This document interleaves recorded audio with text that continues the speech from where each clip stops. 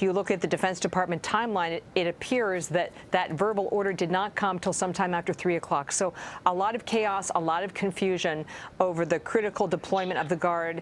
And Matthew Pottinger can really fill in those blanks. He's also important because former colleagues describe him as someone who's a straight shooter, a serious professional. And he was the highest ranking official in the White House who resigned on January 6th because of what he witnessed that day, Lilia.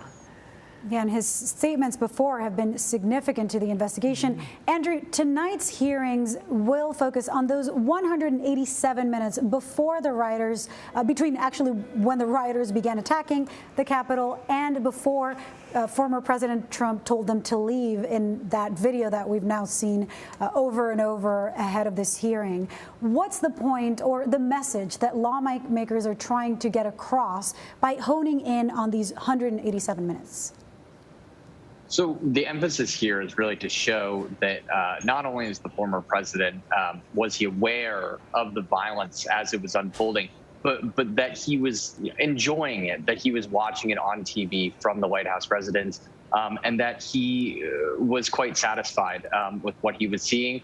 The Washington Post reporting that they're making the case not just that he sat on his hands as all this was going on, but that it's really what he intended, and he only really backed down and made a statement to try to quell the violence once he realized that it was unsuccessful, not necessarily that he felt it had gone too far. And what the committee is really trying to put forward is the best evidence they've shown so far that Trump, was derelict in his duty as president, that he committed even potentially a crime.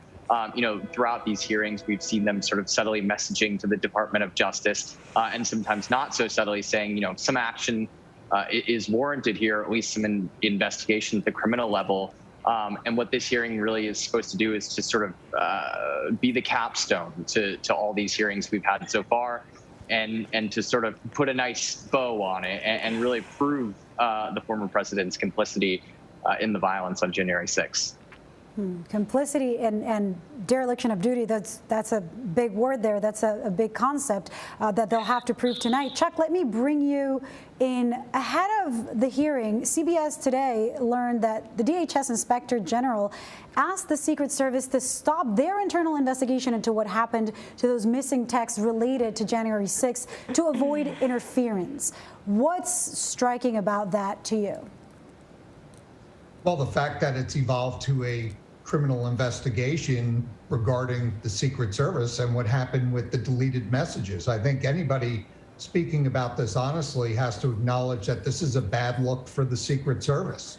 There should have been protections in place to eliminate the possibility of the loss of data during this migration that they went through, regardless of its association with January 6th. As we know, it's the law under the Records Act. And further, what it's done to the Secret Service is now pulled them into a place that they don't like to be. And that's as in front during a political narrative, right? The politics we don't want to be involved in with the Secret Service. We like to do our jobs apolitically, protect members of the cabinet and the administration, and do our jobs, whether they're Democrat or Republican. So, now it's led to a lot of speculation and theories about why these messages were deleted.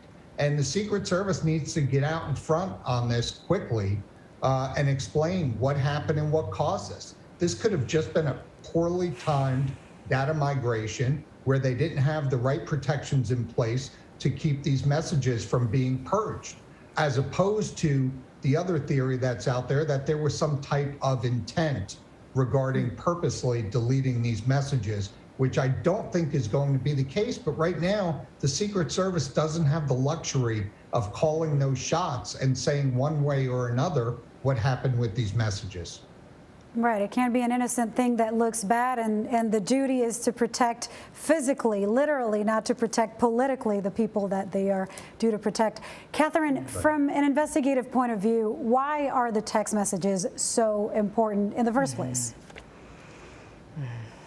Well, Lillian, these text messages are important because you can think of them as an unfiltered roadmap to the communications that were being exchanged leading up to January 6th and then afterwards. It's a way to have another set of facts that can be compared and contrasted with existing testimony to see whose story adds up and whose story doesn't. And the one episode where the text messages would be extremely helpful are the allegations from former White House aide Cassidy Hutchinson. She talked about this altercation in the presidential SUV on January 6th.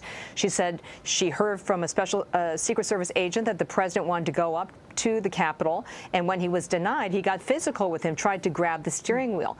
Well, the Secret Service text messages may be able to confirm that that's exactly what was discussed by agents sort of in real time, or they may cast a different light on Cassidy Hutchinson's testimony, that perhaps it's a little bit more nuanced, that she said maybe the agents were exaggerating what happened. So it can be incredibly important to establishing a credible fact pattern in the case. So it's an important investigative tool that it looks like the committee will be denied, Lilia. And Chuck, you were saying it's not a good look for the Secret Service to not have these messages, but I mean, what can be done to recover them? Is there any way that they could be found? You know, my understanding from sources inside the agency is that they've been working diligently to try and find these messages, including conducting cyber forensics on the cell phones regarding the 24 people whose information was requested by the IG. Right now, it doesn't look good. It looks like these messages are gone forever. They've been purged. And as Catherine alluded to, it is a problem because you do want to have any amplifying information regarding testimony that's already been given. I mean, in the case of Cassidy Hutchinson's testimony, one thing that is problematic to me regarding the committee's actions has been the fact that the agents that were in the limo have not been requested to come back up to the Hill and provide testimony on those accounts by Ms. Hutchinson. You know, I think they can be brought up. The Secret Service has made them available to come back up, put them under oath, and hear what they have to say. That's also another way to validate what's been told already to the committee. Well, we will be watching closely all of this in just a few minutes when the committee hearing begins. Catherine Herridge, Chuck Marino, and Andrew Solinder, thank you all for joining me tonight.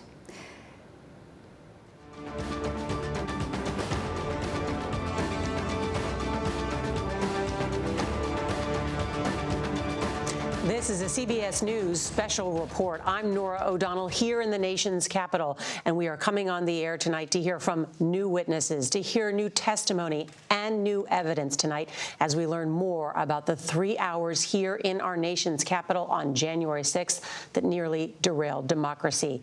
The key question is about former President Donald Trump. What was the commander-in-chief doing during the hours of violence at the Capitol? We do know that he was sitting in his dining room watching television, but deciding not to act. We also know that from the Capitol to the White House and even from people in his own family, he was being begged to do something, anything to stop the violence. Well, the committee says it will lay out what they call Trump's dereliction of duty. The witnesses tonight will help fill in the gaps in Trump's activities that day. We will hear from former Deputy National Security Advisor Matthew Pottinger and former Deputy Press Secretary Sarah Matthews. They will testify live. We're also expected to hear some other new testimony from taped depositions. We've got our incredible team with us here tonight with new reporting and analysis. John Dickerson. This is really going to focus, when we've had 7 hearings, this committee has interviewed more than 1,000 people, but today it's about Donald Trump specifically and a timeline. During the 2016 campaign, candidate Donald Trump said, "I alone can fix it," about the presidency. Never more was that more true in his presidency than on January 6th. He alone can fix it because he's commander-in-chief and because he had a special relationship with the people flying his flag. That's why all of his friends, allies in Congress, allies in the media were calling him, because he was the only one who could fix it. For 187 minutes, the phone was ringing and he refused to pick it up. We are watching now Liz Cheney, the vice chair, throw to a piece of tape from the chair of this committee, Benny Thompson, who's not there live today because he has COVID and is explaining that right now. Robert Costa, as we mentioned, we've learned a lot in these hearings thus far, but there's still a lot that's missing out there that hasn't been turned over to this committee. There are still gaps in this story, missing texts from the Secret Service, and we just learned today some Secret Service agents are seeking private counsel as the DHS looks into that part of the story. We're also missing phone logs. Who was the president talking to during this time? Testimony today will help fill in those gaps. Let's turn now to Chairman Benny Thompson. He bullied, he betrayed his oath. He tried to destroy our democratic institutions. He summoned a mob to Washington. Afterward, on January 6th, when he knew that the assembled mob was heavily armed and angry, he commanded the mob to go to the Capitol, and he emphatically commanded the heavily armed mob to fight like hell. For the weeks between November election and January 6th, Donald Trump was a force to be reckoned with. He shrugged off the factuality and legality correct, sober advice of his knowledgeable and sensible advisors. Instead, he recklessly blazed a path of lawlessness and corruption, the cost to which democracy be damned. And then he stopped. For 187 minutes on January 6th, this man of unbridled destructive energy could not be moved, not by his aides, not by his allies, not by the violent chants of rioters or the desperate pleas of those facing down the riot. And more tellingly, Donald Trump ignored and disregarded the desperate pleas of his own family, including Ivanka and Don Jr. Even though he was the only person in the world who could call off the mob he sent to the Capitol, he could not be moved to rise from his dining room table and walk the few steps down the White House hallway into the press briefing room where cameras were anxiously and desperately waiting to carry his message to the armed and violent mob savagely beating and killing law enforcement officers, revenging the Capitol, and hunting down the vice president and various members of Congress. He could not be moved. This evening, my colleagues, Mr. Kinzinger of Illinois and Ms. Luria of Virginia, will take you inside the White House during those 187 minutes. We also remind you of what was happening at the Capitol minute by minute, as the final violent, tragic part of Donald Trump's scheme to cling to power unraveled while he ignored his advisors, stood by and watched it unfold on television. Let me offer a final thought about the Select Committee's work so far. As we've made clear throughout these hearings, our investigation goes forward. We continue to receive new information every day. We continue to hear from witnesses. We will reconvene in September to continue laying out our findings to the American people. But as that work goes forward, a number of facts are clear. There can be no doubt that there was a coordinated, multi-step effort to overturn an election overseen and directed by Donald Trump.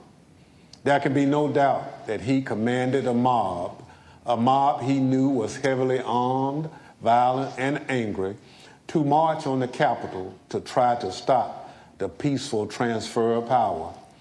And he made targets out of his own vice president and the lawmakers gathered to do the people's work. These facts have gone undisputed. And so there needs to be accountability. Accountability under the law. Accountability to the American people. Accountability at every level, from the local precincts in many states where Donald Trump and his allies attacked election workers for just doing their jobs, all the way up to the Oval Office, where Donald Trump embraced a legal advice of insurrectionists that a federal judge has already said was a coup in search of a legal theory. Our democracy withstood the attack on January 6th. If there's no accountability for January 6th, for every part of this scheme, I fear that we will not overcome the ongoing threat to our democracy.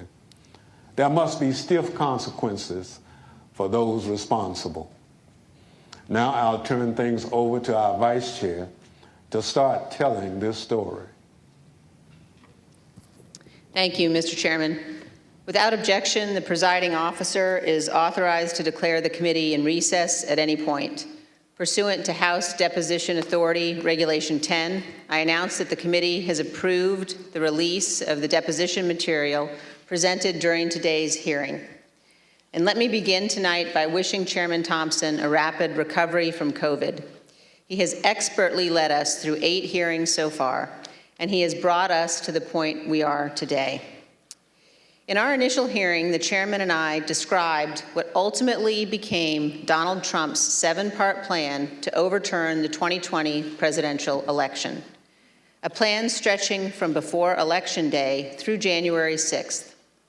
At the close of today's hearing, our 9th, we will have addressed each element of that plan. But in the course of these hearings, we have received new evidence, and new witnesses have bravely stepped forward.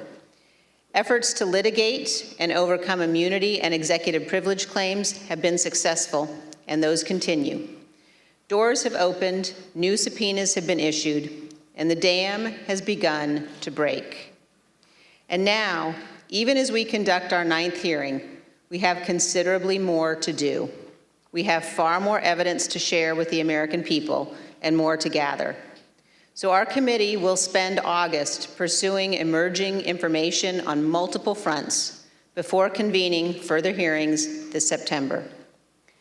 Today, we know far more about the president's plans and actions to overturn the election than almost all members of Congress did when President Trump was impeached on January 13th, 2021, or when he was tried by the Senate in February of that year. 57 of 100 senators voted to convict President Trump at that time, and more than 20 others said they were voting against conviction because the president's term had already expired. At the time, the Republican leader of the United States Senate said this about Donald Trump.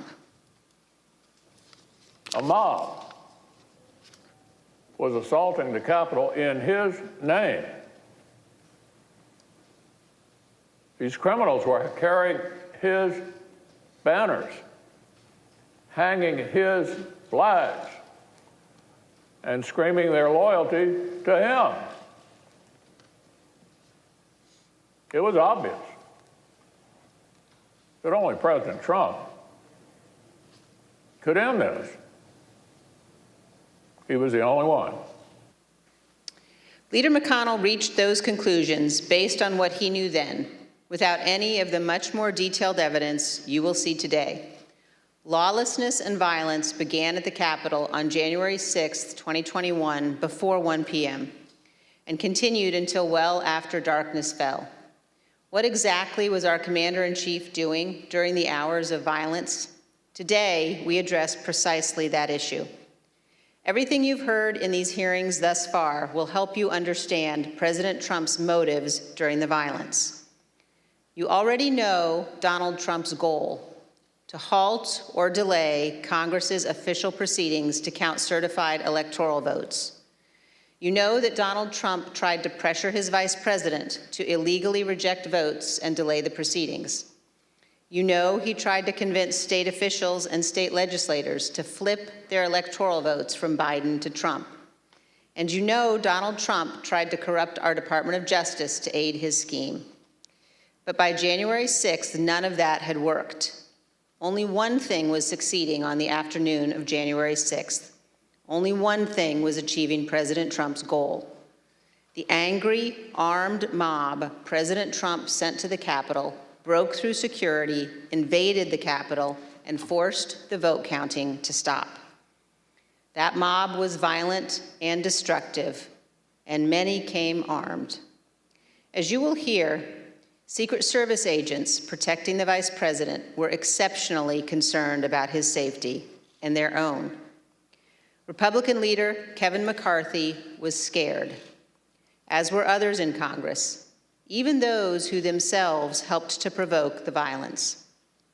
And as you will see today, Donald Trump's own White House counsel, his own White House staff, members of his own family, all implored him to immediately intervene to condemn the violence and instruct his supporters to stand down, leave the Capitol, and disperse.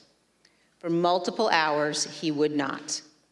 Donald Trump would not get on the phone and order the military or law enforcement agencies to help. And for hours, Donald Trump chose not to answer the pleas from Congress, from his own party, and from all across our nation to do what his oath required. He refused to defend our nation and our Constitution. He refused to do what every American president must. In the days after January 6th, almost no one of any political party would defend President Trump's conduct, and no one should do so today. Thank you, and I now recognize the gentlewoman from Virginia. Thank you, Madam Vice Chair. Article 2 of our Constitution requires that the President swear a very specific oath every 4 years. Every President swears or affirms to faithfully execute the office of President of the United States and, to the best of their ability, preserve, protect, and defend the Constitution of the United States. The President also assumes the constitutional duty to take care that our nation's laws be faithfully executed, and is the commander-in-chief of our military. Our hearings have shown the many ways in which President Trump tried to stop the peaceful transfer of power in the days leading up to January 6th. With each step of his plan, he betrayed his oath of office and was derelict in his duty. Tonight, we will further examine President Trump's actions on the day of the attack on the Capitol. Early that afternoon, President Trump instructed tens of thousands of supporters at and near the Ellipse rally, a number of whom he knew were armed with various types of weapons, to march to the Capitol. After telling the crowd to march multiple times, he promised he would be with them and finished his remarks at 1:10 p.m. like this. We're going to walk down, and I'll be there with you. We're going to walk down. We're going to walk down anyone you want, but I think right here we're going to walk down to the Capitol. So let's walk down Pennsylvania Avenue. By this time, the Vice President was in the Capitol. The joint session of Congress to certify Joe Biden's victory was underway, and the Proud Boys and other rioters had stormed through the first barriers and begun the attack. Radio communications from law enforcement informed Secret Service and those in the White House Situation Room of these developments in real time. At the direction of President Trump, thousands more rioters marched from the Ellipse to the Capitol, and they joined the attack. As you will see in great detail tonight, President Trump was being advised by nearly everyone to immediately instruct his supporters to leave the Capitol, disperse, and halt the violence. Virtually everyone told President Trump to condemn the violence in clear and unmistakable terms. And those on Capitol Hill and across the nation begged President Trump to help. But the former president chose not to do what all of those people begged. He refused to tell the mob to leave until 4:17, when he tweeted out a video statement filmed in the Rose Garden, ending with this. So go home. We love you. You're very special. You've seen what happens. You see the way others are treated that are so bad and so evil. I know how you feel. But go home and go home in peace. By that time, 2 pipe bombs had been found at locations near the Capitol, including where the Vice President-elect was conducting a meeting. Hours of hand-to-hand combat had seriously injured scores of law enforcement officers. The Capitol had been invaded, the electoral count had been halted as members were evacuated. Rioters took the floor of the Senate. They rifled through desks and broke into offices, and they nearly caught up to Vice President Pence. Guns were drawn on the House floor, and a rioter was shot attempting to infiltrate the chamber. We know that a number of rioters intended acts of physical violence against specific elected officials. We know virtually all the rioters were motivated by President Trump's rhetoric that the election had been stolen, and they felt they needed to take their country back. This hearing is principally about what happened inside of the White House that afternoon. From the time when President Trump ended his speech until the moment when he finally told the mob to go home, a span of 187 minutes, more than 3 hours. What you will learn is that President Trump sat in his dining room and watched the attack on television, while his senior-most staff, closest advisors, and family members begged him to do what is expected of any American president.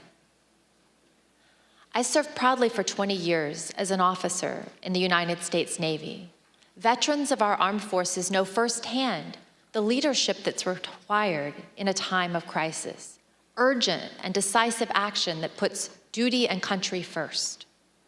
But on January 6th, when lives and our democracy hung in the balance, President Trump refused to act because of his selfish desire to stay in power. And I yield to the gentleman from Illinois, Mr. Kinzinger. Thank you. Thank you, Ms. Loria. 1 week after the attack, Republican leader Kevin McCarthy acknowledged the simple truth. President Trump should have acted immediately to stop the violence. During our investigation, General Mark Milley, the chairman of the Joint Chiefs of Staff, also remarked on the president's failure to act. Let's hear what they had to say. The president bears responsibility for Wednesday's attack on Congress by mob rioters. He should have immediately denounced the mob when he saw what was unfolding. These facts require immediate action by President Trump. Yeah. You're the commander-in-chief. You got an assault going on the Capitol of the United States of America. And there's nothing. No call, nothing, zero. Like my colleague from Virginia, I'm a veteran. I served in the Air Force, and I serve currently in the Air National Guard. I can tell you that General Milley's reaction to President Trump's conduct is 100% correct, and so was Leader McCarthy's. What explains President Trump's behavior? Why did he not take immediate action in a time of crisis? Because President Trump's plan for January 6th was to halt or delay Congress's official proceeding to count the votes. The mob attacked the Capitol the mob attacking the Capitol quickly caused the evacuation of both the House and the Senate. The count ground to an absolute halt and was ultimately delayed for hours. The mob was accomplishing President Trump's purpose, so of course he didn't intervene. Here's what will be clear by the end of this hearing. President Trump did not fail to act during the 187 minutes between leaving the ellipse and telling the mob to go home. He chose not to act. But there were hundreds that day who honored their oaths and put their lives on the line to protect the people inside the Capitol and to safeguard our democracy. Many of them are here tonight with us, and many more are watching from home. As you already know, and we'll see again tonight, their service and sacrifice shines a bright light on President Trump's dishonor and dereliction of duty. I yield to the Vice Chair. Thank you very much, Mr. Kinzinger. I'd like to begin by welcoming our witnesses this evening. Tonight we're joined by Mr. Matthew Pottinger. Mr. Pottinger is a decorated former Marine intelligence officer who served this nation on tours of duty in Afghanistan and Iraq. He served in the Trump White House from the first day of the administration through the early morning hours of January 7th, 2021. The last role in which he served in the White House was as Deputy National Security Advisor to the President of the United States. We're also joined by Sarah Matthews. Ms. Matthews started her career in communications, working on Capitol Hill, serving on the Republican staffs of several House committees. She then worked as deputy press secretary for President Trump's re-election campaign before joining the Trump White House in June of 2020. She served there as deputy press secretary and special assistant to the president until the evening of January 6th, 2021. I will now swear in our witnesses. The witnesses will please stand and raise their right hands. Do you swear or affirm under penalty of perjury that the testimony you are about to give is the truth, the whole truth, and nothing but the truth? So help you God. Thank you. You may be seated, and let the record reflect that the witnesses answered in the affirmative. Thank you both again for being here tonight. Mr. Pottinger, thank you for your service to the nation as well as for joining us this evening. Can you please briefly explain what your responsibilities were as Deputy National Security Advisor to the President? Thank you, Madam Vice Chair. When I started at the White House, I was a senior director for Asia on the National Security Council staff, so that was a job that involved helping coordinate the President's Asia policy. I supported the President when he met or interacted with Asian leaders. Later, 2019, I was promoted to the job of Deputy National Security Advisor. In that role, I was the chairman of the Deputies Committee. That's an NSC meeting of all of the deputy cabinet secretaries. We would settle important matters of national policy related to our national security, and we would also tee up options for the President and for his cabinet members. It was, I felt then, as I do now, that it was a privilege to serve in the White House.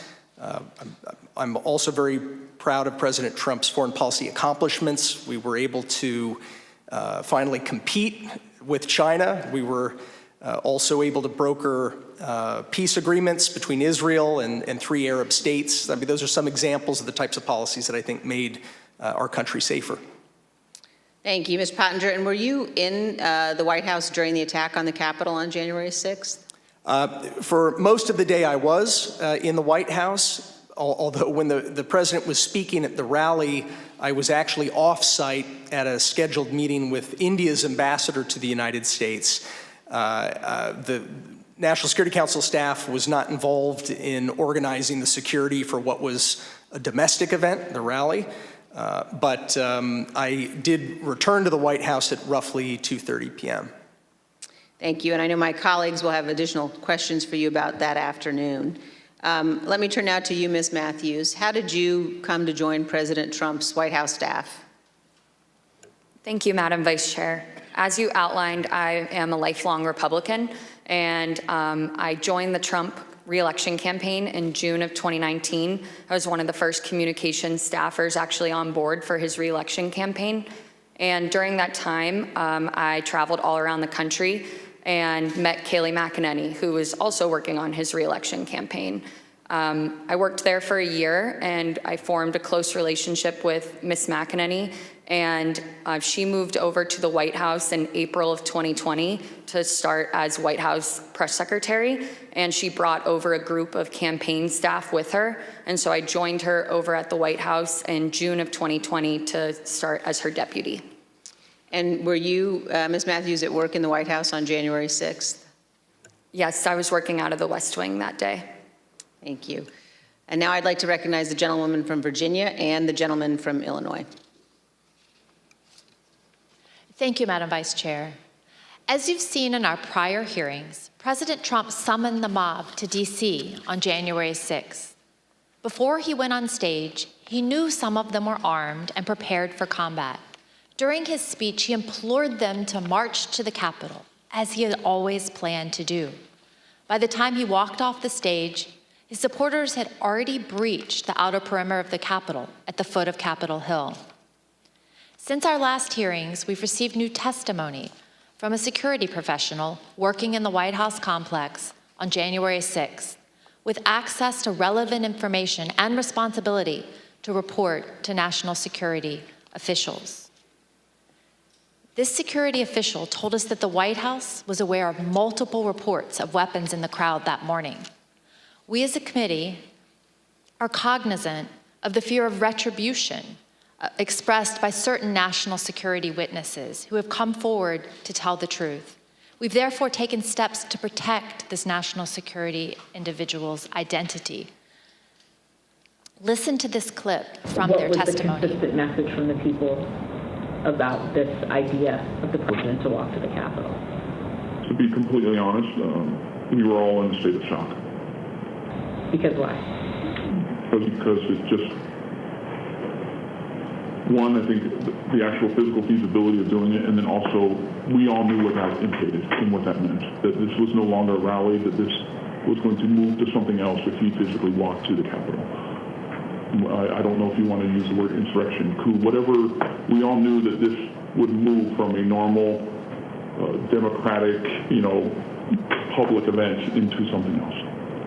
What was driving that sentiment, considering this part of it, the actual breach of the Capitol, hadn't happened yet? Why were we alarmed? Right.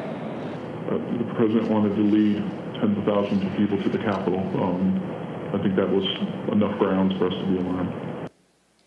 Even though he understood many of his supporters were armed, the president was still adamant to go to the Capitol when he got off the stage at the Ellipse. But his Secret Service detail was equally determined to not let him go. That led to a heated argument with the detail that delayed the departure of the motorcade to the White House. We have evidence from multiple sources regarding an angry exchange in the presidential SUV, including testimony we will disclose today from 2 witnesses who confirmed that a confrontation occurred. The first witness is a former White House employee with national security responsibilities. After seeing the initial violence at the Capitol on TV, the individual went to see Tony Ornato, the deputy chief of staff in his office.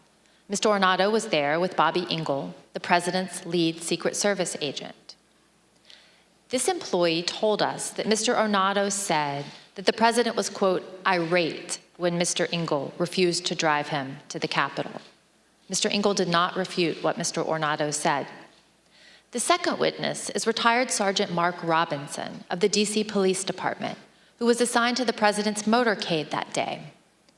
He sat in the lead vehicle with a Secret Service agent responsible for the motorcade, also called the TS agent. Here's how Sergeant Robinson remembered the exchange. Was there any description of what was occurring in the car? No, the only description I received was that the president was upset and that he was adamant about going to the Capitol, and there was a heated discussion about that. And when you say heated, is that your word or is that the word that was described by the TS agent? No, the word described by the TS agent, meaning that the president was upset, and he was saying there was a heated argument or discussion about going to the Capitol. About how many times would you say you've been part of that motorcade with the president? Probably over 100 times. And in that 100 times, have you ever witnessed another discussion of an argument or heated discussion with the president where the president was contradicting where he was supposed to go or what the Secret Service believed was safe? No. Like other witnesses, Sergeant Robinson also testified that he was aware that individuals in the crowd were armed. Yes, I believe he was on a special events channel, and I was monitoring the traffic, and so I can hear some of the units pointing out to individuals that there were individuals along Constitution Avenue that were armed, that were up in the trees, and I can hear the units responding to those individuals. And so there's always a concern when there's a police in the area. And like other witnesses, Sergeant Robinson told us that the president still wanted to travel to the Capitol, even after returning to the White House. So at the end of the speech, what was the plan supposed to be? So at the end of the speech, we do know that while inside the limo, the president was still adamant about going to the Capitol. That's being relayed to me by the TS agent. And so we did part the ellipse, and we responded back to the White House. However, the motorcade, the protest motorcade, was placed on standby. And so we were told to stand by on West Exec until they confirmed whether or not the president was going to go to the Capitol. And so I may have waited, I would just estimate maybe 45 minutes to an hour, waiting for Secret Service to make that decision. The motorcade waited at the White House for more than 45 minutes before being released.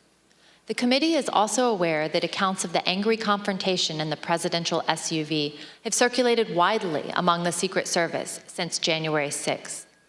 Recent disclosures have also caused the committee to subpoena yet further information from the Secret Service, which we've begun to receive and will continue to assess.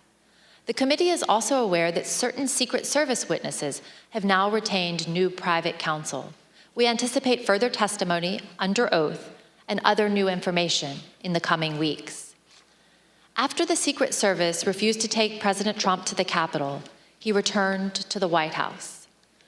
What you see on the screen is a photo of him inside the Oval Office immediately after he returned from the rally, still wearing his overcoat. A White House employee informed the president as soon as he returned to the Oval about the riot at the Capitol. Let me repeat that. Within 15 minutes of leaving the stage, President Trump knew that the Capitol was besieged and under attack. At 1:25, President Trump went to the private dining room off the Oval Office. From 1:25 until 4 o'clock, the president stayed in his dining room. Just to give you a sense of where the dining room is situated in the West Wing, let's take a look at this floor plan. The dining room is connected to the Oval Office by a short hallway. Witnesses told us that on January 6th, President Trump sat in his usual spot, at the head of the table, facing a television hanging on the wall.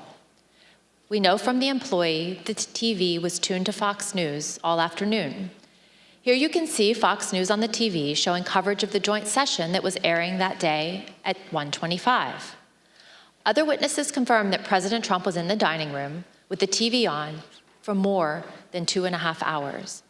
There was no official record of what President Trump did while in the dining room. On the screen is the presidential call log from January 6th. As you can see, there's no official record of President Trump receiving or placing a call between 11:06 and 6:54 p.m. As to what the president was doing that afternoon, the presidential daily diary is also silent. It contains no information from the period between 1:21 p.m. and 4:03 p.m. There are also no photos of President Trump during this critical period between 1:21 in the Oval Office and when he went outside to the Rose Garden after 4 o'clock. The chief White House photographer wanted to take pictures because it was, in her words, very important for his archives and for history. But she was told, quote, no photographs. Despite the lack of photos or an official record, we've learned what President Trump was doing while he was watching TV in the dining room. But before we get into that, it's important to understand what he never did that day. Let's watch. So are you aware of any phone call by the President of the United States to the Secretary of Defense that day? Not that I'm aware of, no. Are you aware of any phone call by the President of the United States to the Attorney General of the United States that day? No. Are you aware of any phone call by the President of the United States to the Secretary of Homeland Security that day? I'm not aware of that, no. Did you ever hear the President No. ask for the National No. Guard? Did you ever hear the President ask for law enforcement response? No. So as somebody who works in the national security space and with the National Security Council, if there were going to be troops present or called up for a rally in Washington, D.C., for example, is that something that you would have been aware of? Yeah, I would have. Do you know if he asked anybody to reach out to any of those that we just listed off? National Guard, DOD, FBI, Homeland Security, Secret Service, Mayor Bowser, the Capitol Police, about the situation at the Capitol? I'm not aware of any of those requests. No, sir.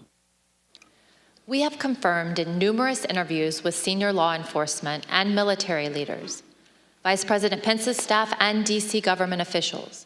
None of them, not one, heard from President Trump that day. He did not call to issue orders. He did not call to offer assistance. This week, we received additional testimony from yet another witness about why the president didn't make any efforts to quell the attack. The former White House employee with national security responsibilities told us about a conversation with senior advisor Eric Hirschman and Pat Cipollone, the top White House lawyer. This conversation was about a pending call from the Pentagon seeking to coordinate on the response to the attack. Mr. Hirschman turned to Mr. Cipollone and said, "The president didn't want to do anything." And so Mr. Cipollone had to take the call himself. So if President Trump wasn't calling law enforcement or military leaders, what did President Trump spend his time doing that afternoon while he first settled into the dining room? He was calling senators to encourage them to delay or object to the certification. Here's Kayleigh McEnany, his press secretary, to explain. Okay. All right, then it says back there, and he wants list of senators. And then he's calling them one by one. Do you know which ones he called? To the best of my recollection, no. As I say in my notes, he wanted a list of the senators, and I left him at that point. Because the presidential call log is empty, we do not yet know precisely which senators President Trump was calling. But we do know from Rudy Giuliani's phone records that President Trump also called him at 1:39, after he had been told that the riot was underway at the Capitol. Mr. Giuliani was President Trump's lead election attorney. According to the phone records, the president's call with him lasted approximately 4 minutes. Recall that Fox News was on in the dining room. Let's take a look at what was airing as this call was ending. The president, as we all saw, fired this crowd up. They've all, tens of thousands, maybe 100,000 or more, have gone down to the Capitol or elsewhere in the city, and they're very upset. Now, I jumped down as soon as we heard the news that Brett gave you about Mike Pence. I started talking to these people. I said, "What do you think?" One woman, an Air Force veteran from Missouri, said she was, quote, disgusted to hear that news and that it was his duty to do something. And I told her, I said, there's nothing in the Constitution unilaterally that Vice President Pence could do. She said, that doesn't matter. He should have fought for Trump. At 1:49, here's what was happening at the Capitol with President Trump's fired up supporters. We're going to give riot warning. We're going to try and get compliance, but this is now effectively a riot. 49 hours declaring it a riot.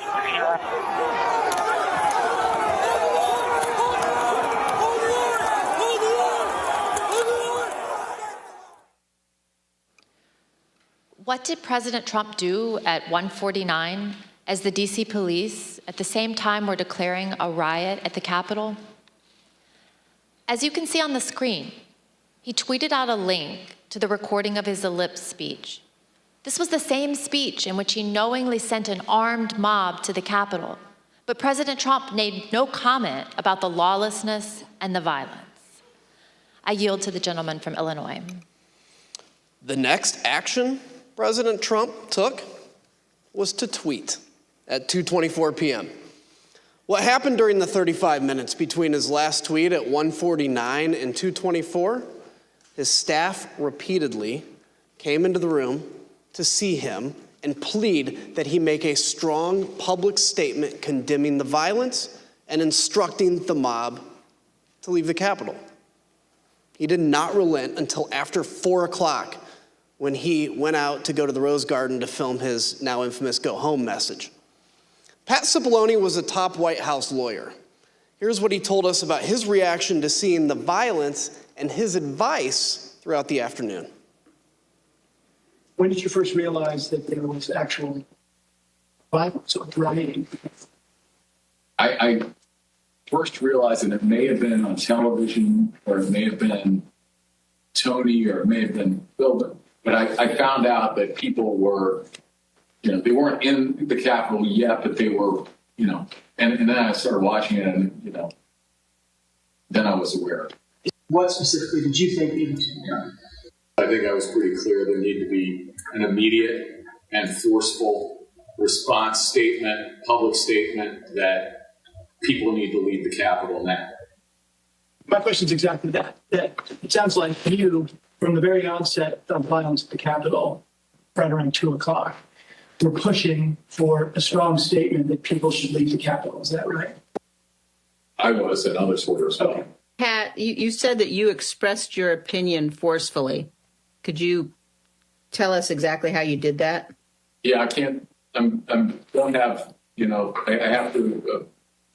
On the privilege issue, I can't talk about conversations with the president, but I can generically say that I said, people need to be told. There needs to be a public announcement fast that they need to leave the Capitol. And Pat, could you let us know approximately when you said that? Approximately when? Almost immediately after I found out people were getting into the Capitol or approaching the Capitol in a way that was violent. Do you remember any discussion with Mark Meadows with respect to his view that the president didn't want to do anything, was somehow resistant to wanting to say something along the lines that you suggest? And it's not just to be clear, many people suggested it. Not just me. Many people felt the same way. I'm sure I had conversations with Mark about this during the course of the day and expressed my opinion very forcefully that this needs to be done. So your advice was tell people to leave the Capitol, and it took over 2 hours when there were subsequent statements made, tweets put forth that in your view were insufficient. Did you continue, Mr. Cipollone, throughout the period of time up until 4/17, continue, you and others, to push for a stronger statement? Yes. Were you joined in that effort by Ivanka Trump? Yes. By Eric Hirschman? Yes. By Mark Meadows? Yes. White House counsel's office wanted there to be a strong statement out to condemn the rioters. I'm confident in that. I'm confident that Ivanka Trump wanted there to be a strong statement to condemn the rioters. I don't know the private conversation she had with Mr. Trump, but I remember when she came to the office one time with White House counsel's office, when she came to the chief of staff's office with White House counsel's office, she was talking about the speech later that day and trying to get her dad on board with saying something that was more direct than he had wanted to at the time and throughout the afternoon. And I think Mark also I remember him getting Ivanka involved because it's like, get Ivanka down here because he thought that would be important. I don't think Jared was there in the morning, but I think he came later. I remember thinking it was important to get him in there too. And of course, Pat Philbin, was expressing the same things. I mean, Pat Philbin, was very, as I said, I don't think there was one of these meetings where there might have been, but for the most part, I remember that both of us going down together, going back, getting on phone calls. He was also very clearly expressing this view. Pat Cipollone and Cassidy Hutchinson, an aide to Chief of Staff Mark Meadows, also told us about the Hang Mike Pence chants. As you will see, Mr. Cipollone recalled conversations about those chants in the West Wing, but he relied on executive privilege to maintain confidentiality over his and others' direct communications with the president. Although Mr. Cipollone was unwilling to provide more detail, Ms. Hutchison provided more explicit information, filling in those blanks. See that for yourself. It wasn't until Mark hung up the phone, handed it back to me. I went back to my desk. A couple minutes later, him and Pat came back, possibly Eric Hirschman too. I'm pretty sure Eric Hirschman was there. But I'm confident it was Pat that was there. I remember Pat saying something to the effect of, Mark, we need to do something more. They're literally calling for the vice president to be effing hung. And Mark had responded something to the effect of, "You heard him, Pat. He thinks Mike deserves it. He doesn't think they're doing anything wrong."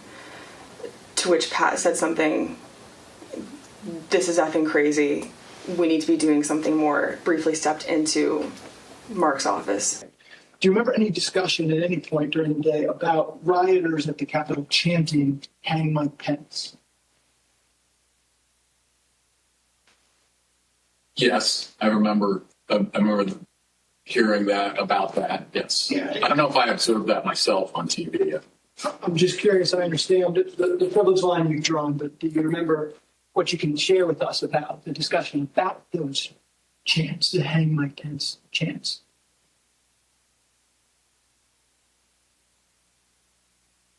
I can tell you my view of that. Yeah, please. My view of that is outrageous. And for anyone to suggest such a thing as the Vice President of the United States, for people in that crowd to be chanting that, I thought it was terrible. I thought it was outrageous and wrong. And I expressed that very clearly. With respect to your conversations with Mr. Meadows, though, did you specifically raise a concern over the Vice President with him, and how did he respond?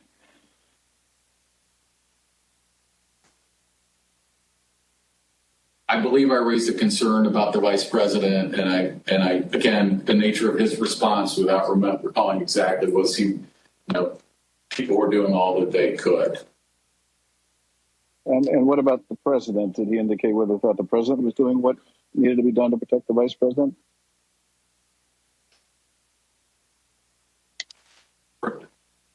You have to assert it. That question. For production, yeah. Okay. I'm being shut down. I see. In addition, Mr. Cipollone testified that it would have been feasible, as commentators on television were suggesting, for President Trump to immediately appear at the podium in the press room to address the nation. Would it have been possible at any moment for the president to walk down to the podium in the briefing room and talk to the nation at any time between when you first gave him that advice at 2 o'clock and 4:17 when the video statement? Would that have been possible? Would it have been possible? Yes. Yes, it would have been possible. We just heard Mr. Cipollone say that President Trump could have gone to the press briefing room to issue a statement at any moment.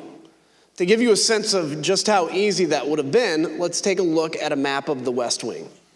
As we saw earlier, the president's private dining room is at the bottom of the map. The press briefing room is at the top, highlighted in blue. And the Rose Garden, where the president ultimately filmed his go home video, is on the right next to the Oval Office, and that's highlighted in green.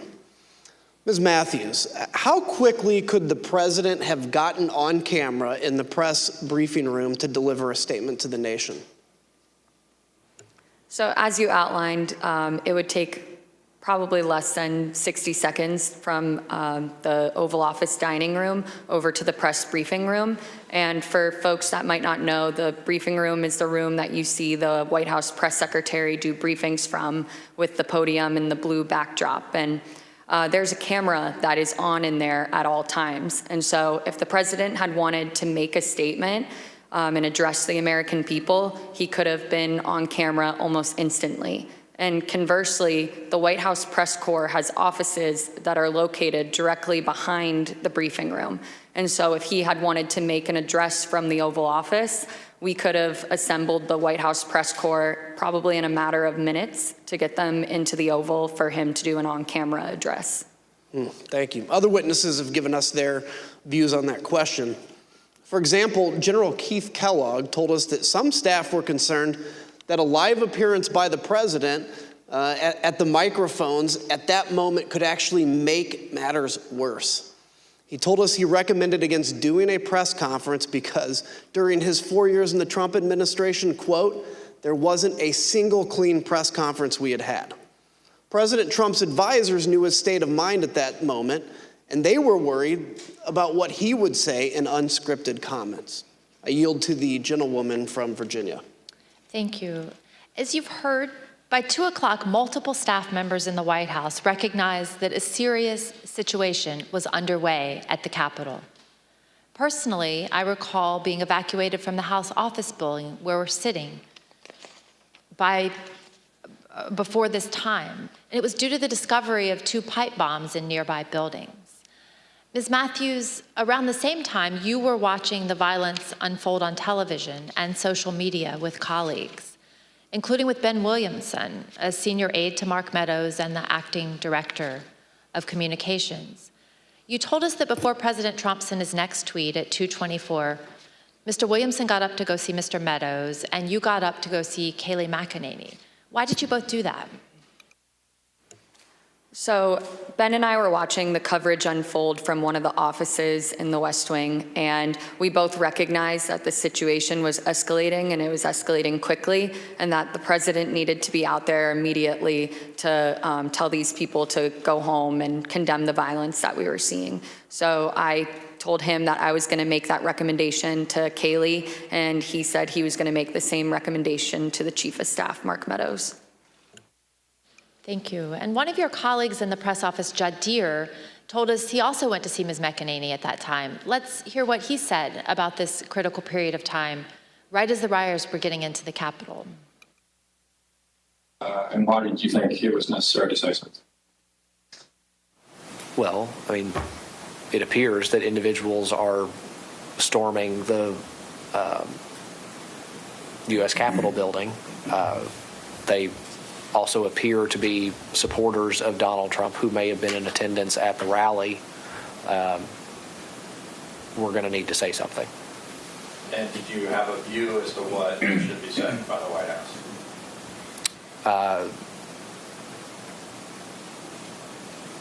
If I recall, I told Kayleigh that I thought that we needed to encourage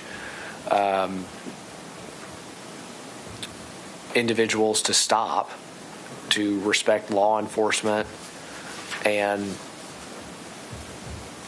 to go home. Although President Trump was aware of the ongoing riot, he did not take any immediate action to address the lawlessness. Instead, at 2:03, he called Rudy Giuliani again, and that call lasted for over 8 minutes. Moments later, at 2:13, rioters broke into the Capitol itself. One of the Proud Boys charged with seditious conspiracy, Dominic Pizzola, used an officer's shield to smash a window, and rioters flooded into the building.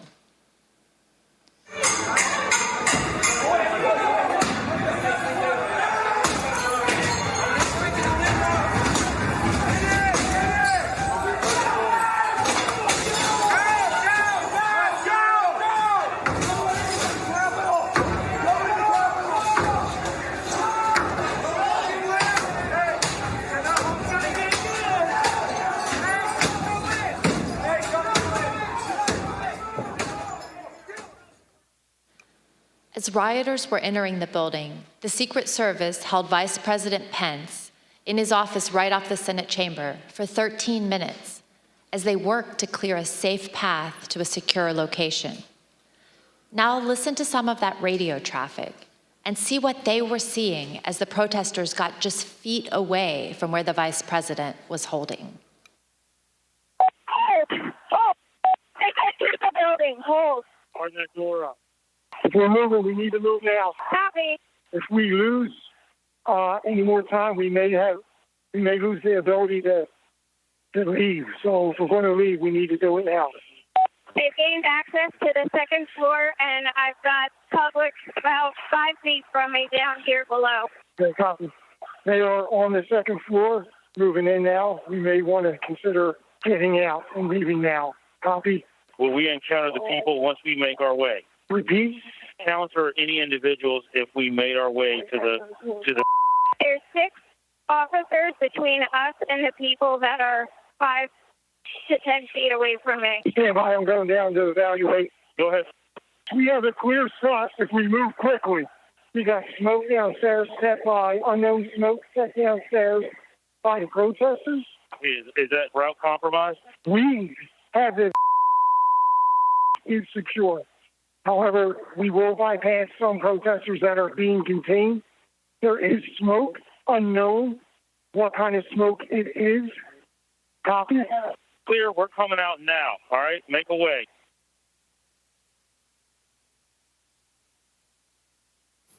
The President's National Security Council staff was listening to these developments and tracking them in real time. On the screen, you can see excerpts from the chat logs among the President's National Security Council staff. At 2:13, the staff learned that the rioters were kicking in the windows at the Capitol. 3 minutes later, the staff said the Vice President was being pulled, which meant agents evacuated him from the Senate floor. At 2:24, the staff noted that the Secret Service agents at the Capitol did not, quote, sound good right now.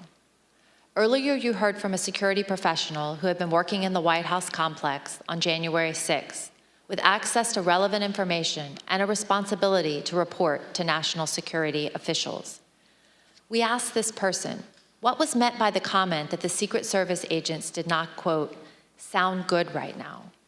In the following clip of that testimony, which has been modified to protect the individual's identity, the professional discusses what they heard from listening to the incoming radio traffic that day. Okay, that last entry in this page is service to the Capitol does not sound good right now. Correct.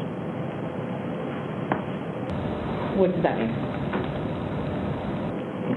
The members of the VP detail at this time were starting to fear for their own lives. There was a lot of yelling, a lot of very personal calls over the radio. So it was disturbing. I don't like talking about it, but there were calls to say goodbye to family members, so on and so forth. It was getting, for whatever the reason was on the ground, the VP detail thought that this was about to get very ugly. And did you hear that over the radio? Okay. What was the response by the agents, Secret Service agents who were there? Everybody kept saying, at that point it was just reassurances, or I think there were discussions of reinforcements coming, but again, it was just chaos. They were just yelling. Obviously, you conveyed the disturbing, but what prompted you to put it into an entry?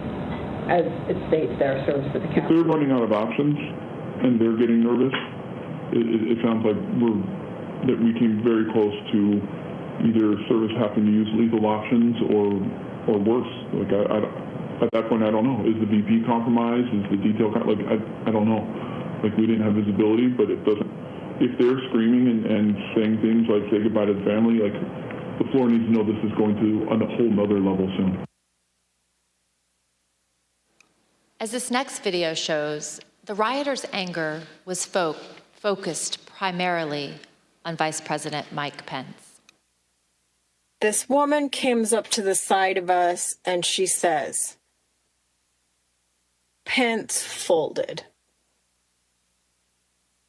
So it was kind of like, okay, well, in my mind, I was thinking, well, that's it, Well, my son-in-law looks at me and he says, I want to go in. What percentage of the crowd is going to the Capitol? 100%. It is spread like wildfire that Pence has betrayed us and everybody's marching on the Capitol, all million of us. It's insane.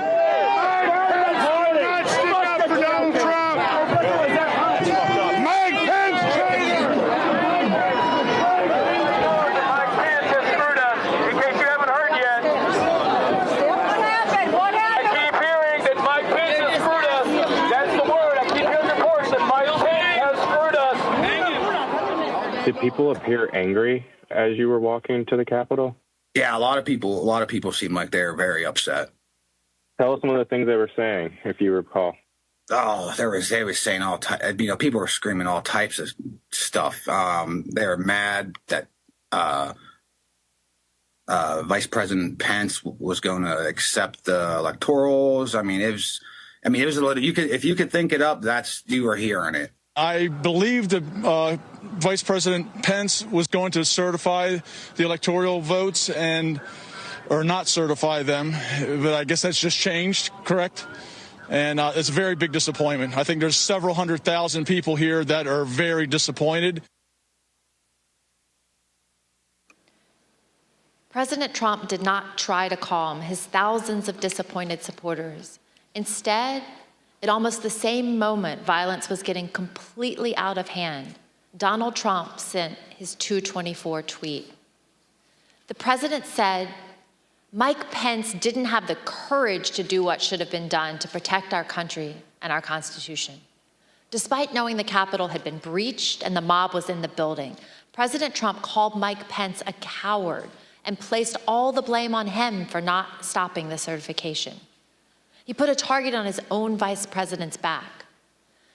Mr. Pottinger and Ms. Matthews, when we ask you about your reaction to seeing the 224 tweet in real time, you both used the same imagery to describe it. President Trump was adding fuel to the fire.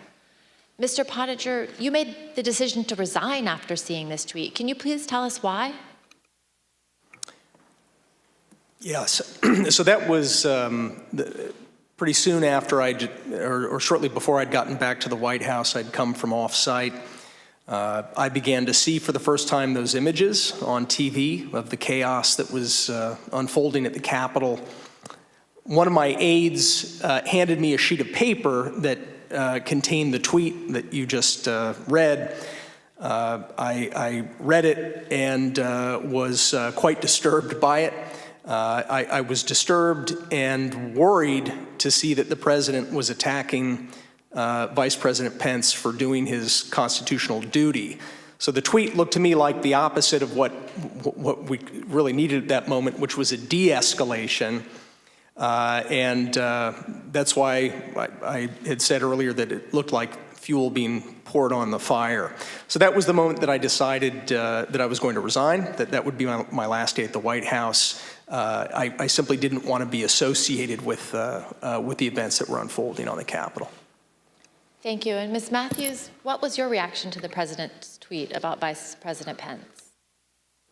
So it was obvious that the situation at the Capitol was violent and escalating quickly. And so I thought that the tweet about the vice president was the last thing that was needed in that moment.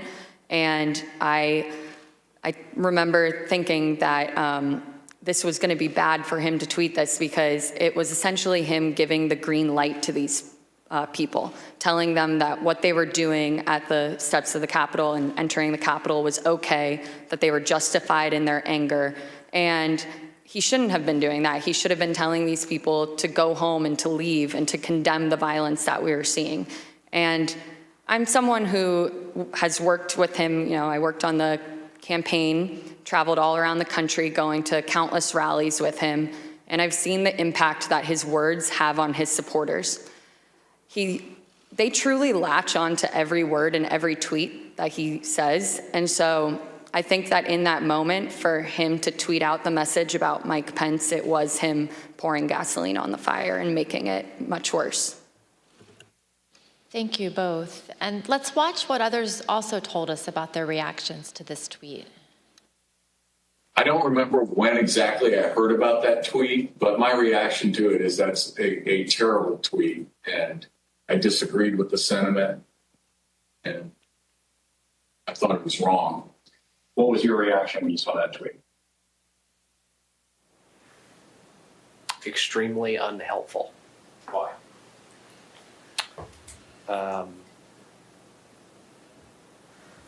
It wasn't the message that we needed at that time. It wasn't going to. The scenes at the U.S. Capitol were only getting worse at that point. This was not going to help that. Were you concerned it could make it worse? Certainly. Ms. Hutchinson, what was your reaction when you saw this tweet? As a staffer that worked to always represent the administration to the best of my ability and to showcase the good things that he had done for the country,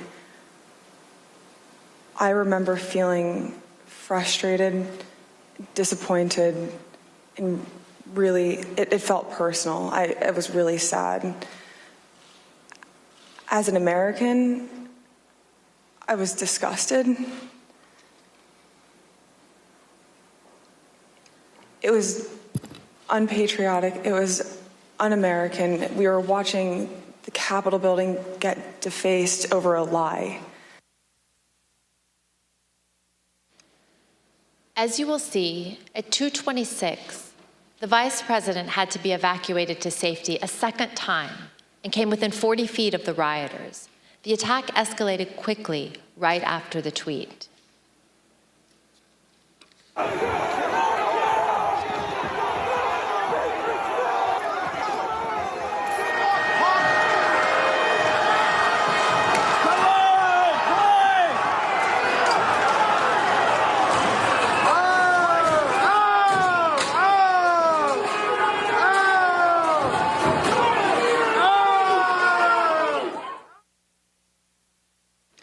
During this chaos, what did President Trump do at that point?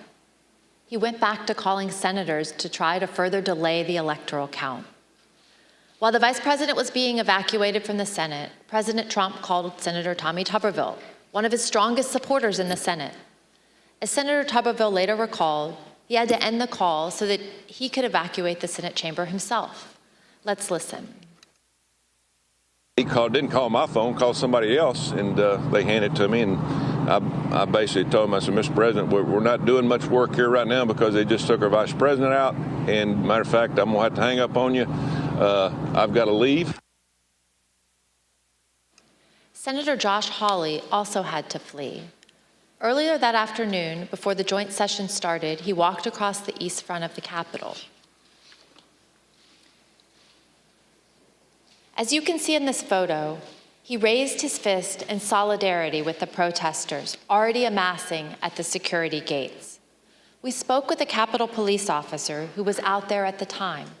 She told us that Senator Hawley's gesture riled up the crowd, and it bothered her greatly because he was doing it in a safe space, protected by the officers and the barriers. Later that day, Senator Hawley fled after those protesters he helped to rile up stormed the Capitol. See for yourself.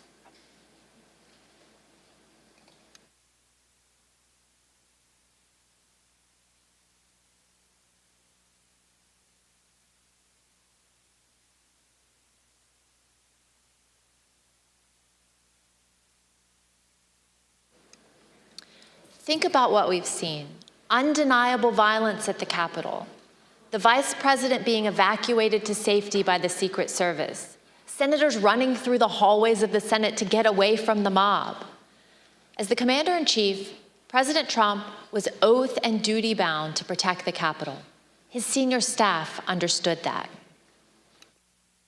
Do you believe, Jared, that the president has an obligation to ensure a peaceful transfer of power? Yes. And do you think the president has an obligation to defend all three branches of our government? I believe so. And I assume you also would agree the president has a particular obligation to take care that the laws be faithfully executed. That is one of the president's obligations, correct? No, I mean, I asked what his duty is. Well, I mean, there's a constitutional duty. What he has, he's the commander-in-chief, and that was that was my biggest issue with him as national security advisor. Rather than uphold his duty to the Constitution, President Trump allowed the mob to achieve the delay that he hoped would keep him in power. I reserve. The gentlewoman reserves. I request that those in the hearing room remain seated until the Capitol Police have escorted members and witnesses from the room. I now declare the committee in recess for a period of approximately 10 minutes. Well, we learned some new details today, including specifically about Vice President Mike Pence and the danger that he was in up on Capitol Hill. I want to bring our team back in. Margaret Brennan, we knew that Donald Trump was targeting his vice president. We knew that the protesters outside were chanting, "Hang Mike Pence." But what we learned today is that the vice president's own Secret Service detail, I mean, these are the toughest of the tough, that they were calling family members saying goodbye. That's right, and that there was radio traffic being listened to of them asking for people to make calls to their family. These are people who took oaths to give their lives in protection of the commander-in-chief and the vice president. And we know that day that that was how close and how deeply threatened and threatening the situation was. What this whole hearing is about today is really framing it in that national security context to show how severe this threat was, that it wasn't just a riot gone wrong, that this actually was an attack on the capital of the United States, that the commander-in-chief chose not to intervene. It's not so much about what he did, it's what he did not do. That's what we have been hearing, and that's what we will continue to hear from the Deputy National Security Advisor, Matthew Pottinger, who was the highest-ranking White House official to resign that day. Pottinger told me his 4 years in the Trump administration was the mother of all deployments, mother of all combat deployments. And for someone who served in Afghanistan and Iraq, that's quite a statement to make. But this was the final straw. It was staff member after staff member going in there and asking for immediate action to be taken, and repeatedly there was none taken by the commander-in-chief. From that testimony, from this disguised national security official, voice and face disguised, he said the members of the VP detail at this time were starting to fear for their own lives. Doesn't this lay waste to the claim that nobody was in danger, that this wasn't a big deal, as the president's own supporters to this day are making? House Republicans are tweeting, trying to dismiss some of these witnesses today. Well, and that's why I think it was important that they showed Mitch McConnell and Kevin McCarthy at the beginning, setting with the two Republican leaders in Congress saying there was an obligation to act. They hadn't seen all the grisliness, and yet they said there was an obligation for the president to act. And as Margaret was talking about, what was the testimony was the sound of a president not acting. You know, it was what the president wasn't doing. There was no testimony about what he was doing because he was on the phone. Actually, there was one interesting piece of testimony is while he wasn't doing his commander-in-chief job, he was on the phone to Rudy Giuliani. He was on the phone to senators still trying to get the vote changed. So it's not only that he wasn't acting, but to the extent he was acting at all, he was furthering the mayhem. But we don't know that from White House logs or President Trump's call logs, because those have mysteriously disappeared. Robert, you were first to report that there was this gap in the president's call logs. There was a gap in the president's schedule. No records essentially during that time, no photos during that time. And now in the last couple of days, we know there's not going to be any Secret Service texts or phone records as well, which is interesting in light of what we're learning today about the fear and danger that the vice president's own detail felt. We learned a little bit through some of this testimony about Rudy Giuliani's calls with the president when he was in the dining room, but we still don't have a complete picture. As I reported for CBS News with Bob Woodward, the call logs provided to the National Archives, then provided to the committee, do not have all of the information. We're still wondering, was the president making other calls on the cell phones of aides or advisors?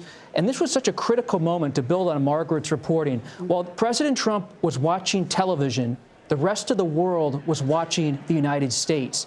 This was a grave national security crisis.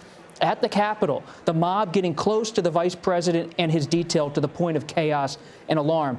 And U.S. allies and adversaries were also watching this. Some of them went on alert, wondering who was in control in the U.S.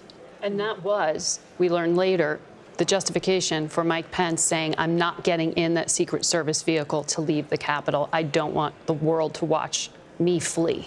The phrase knowing what that would signify. The phrase has been used, dereliction of duty, under that tough questioning by Liz Cheney. Did the president call anybody from the Department of Defense? No. Did he call anybody from the Department of Homeland Security? No.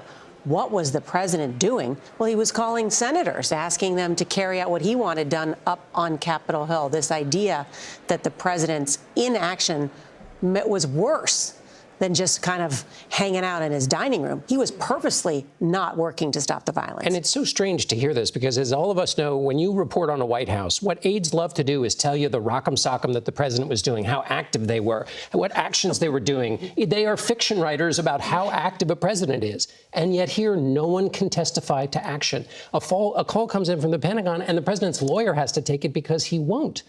I mean, this is just an upside-down world in the way things are supposed to act in a most vital moment where the one person who can act isn't doing it. And we heard from the former White House counsel, Pat Cipollone, testifying that Ivanka Trump, Eric Hirschman, Mark Meadows, and others all begging the president to issue a stronger statement, to go to the White House briefing room, to tweet, whatever it would be, to stop the violence, and the president would not do that. I want to go over to the Wall and Scott McFarlane, who covers Capitol Hill and also the prosecution of many of these people who are up there on Capitol Hill.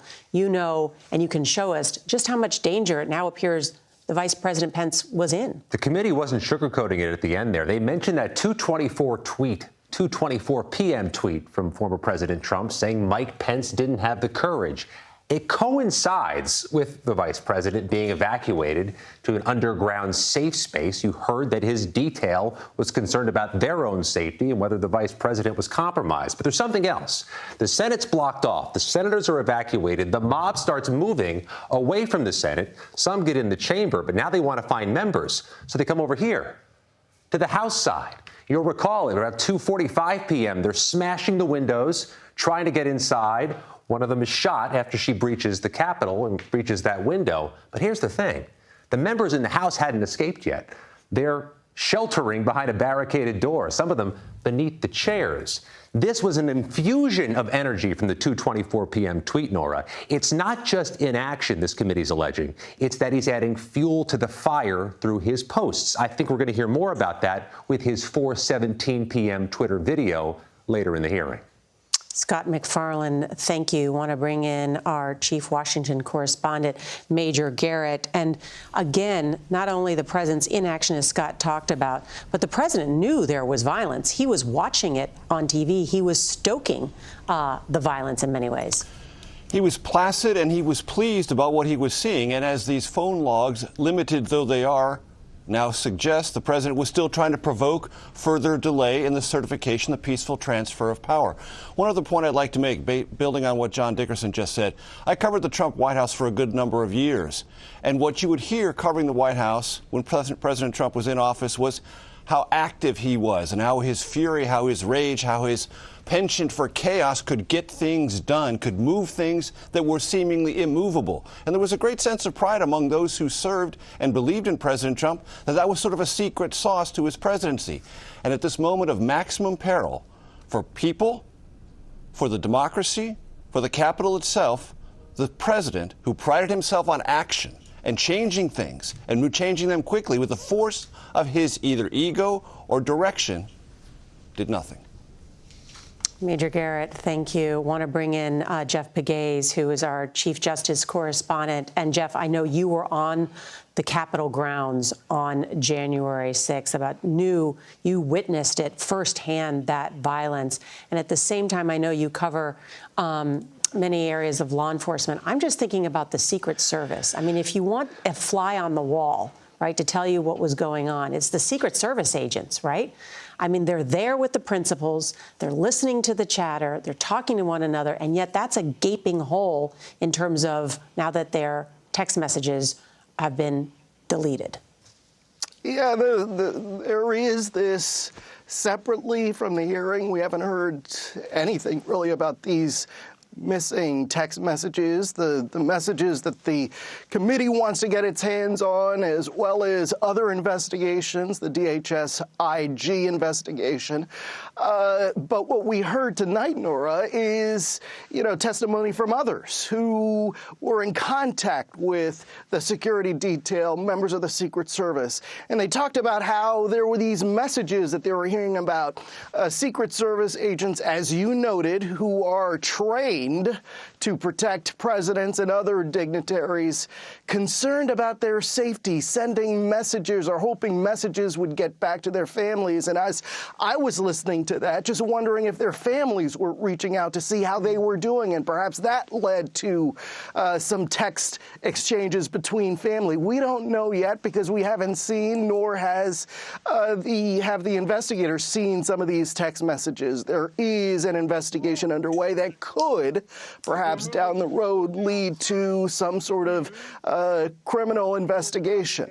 But what you saw in these images are how concerned they were about the safety of the vice president at that time. And it just reminds me, Nora, of the stress that law enforcement that day, because they were outnumbered, because they didn't have reinforcements, the stress that they were under, the members of the MPD, members of Capitol Police who were trying to push these angry crowds back. And again, these crowds, they were so consumed with anger, all these chants of hang Mike Pence. You know, when have you heard people speak in that manner? But they were serious that day. This was not a tour. These were crowds of people. Some have called them mobs of people who clearly wanted to take action against political leaders in this country. It's an excellent point, Jeff. And as you point out, learning those new details, too, from that radio law enforcement chatter that we had not heard prior. Jeff Pegues, thank you.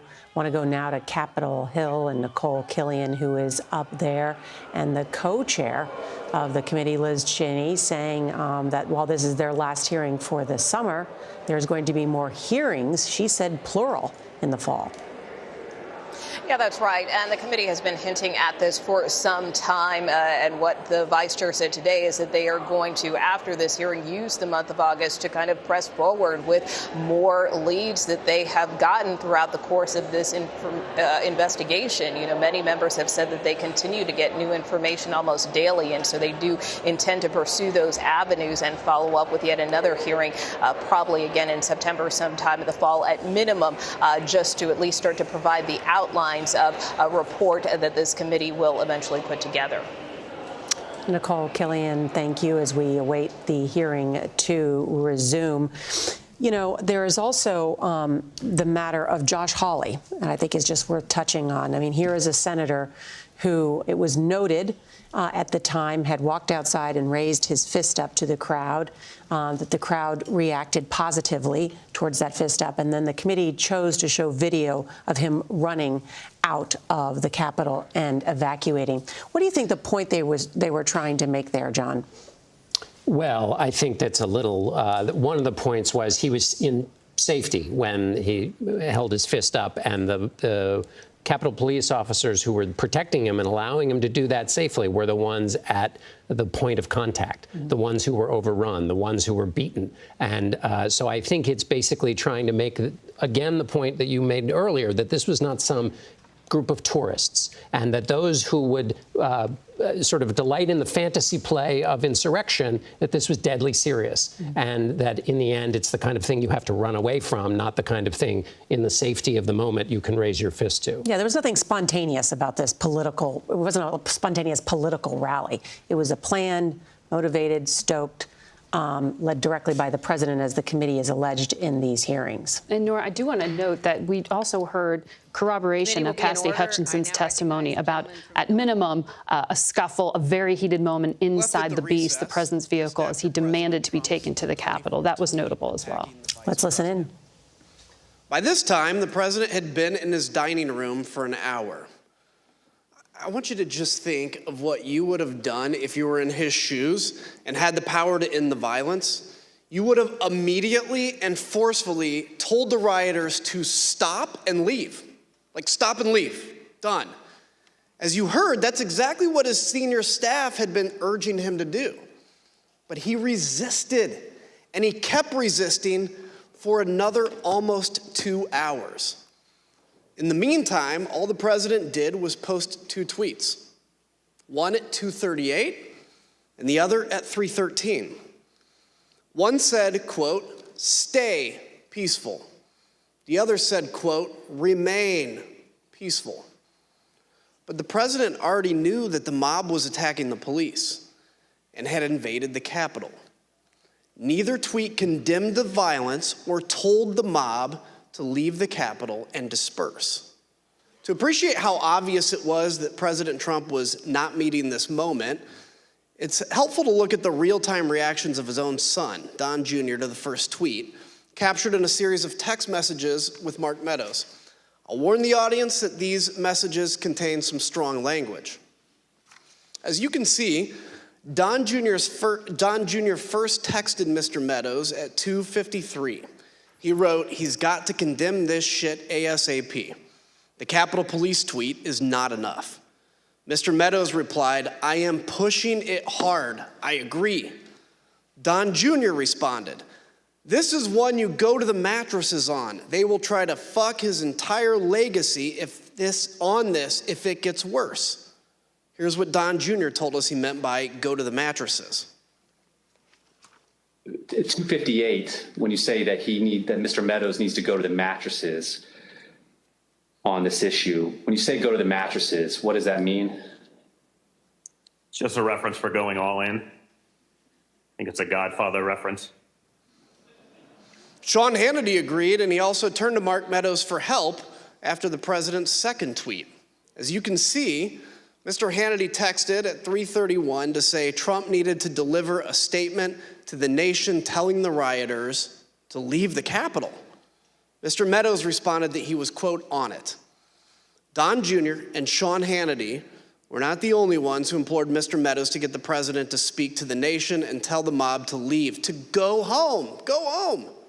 Throughout the attack, Mr. Meadows received texts from Republican members of Congress, from current and former Trump administration officials, from media personalities, and from friends.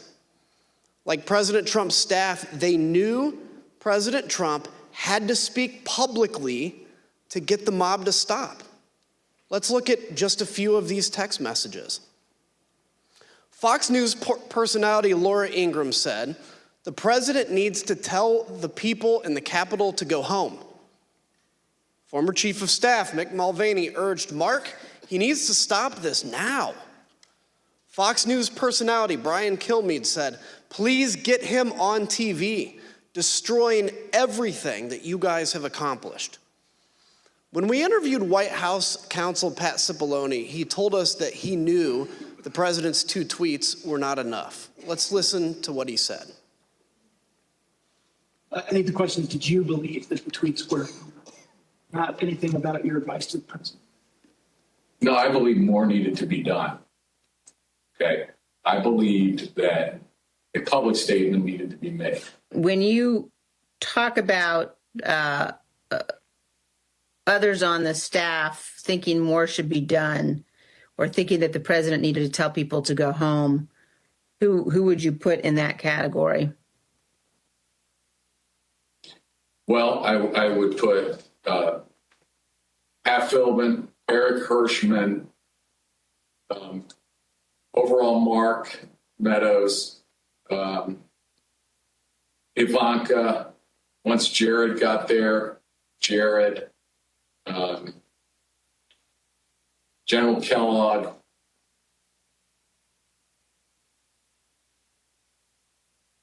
I'm probably missing some, but those Kaylee, I think, was there, but I don't. Dan Scavino. And who on the staff did not want people to leave the Capitol? On the staff? In the White House, how about? I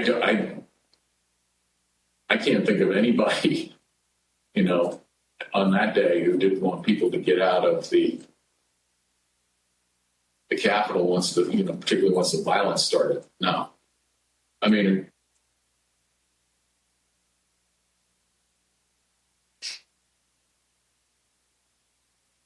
what about the president? Yeah. She said the staff. So I answered. No, I said in the White House. Oh, I'm sorry. I apologize. I thought you said who else on the staff.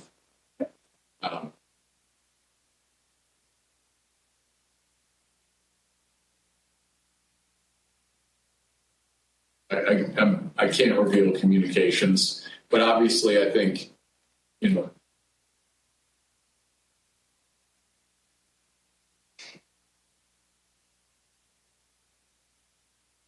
yeah. Let's pause on that last statement. Although Pat Cipollone is being careful about executive privilege, there really is no ambiguity about what he said.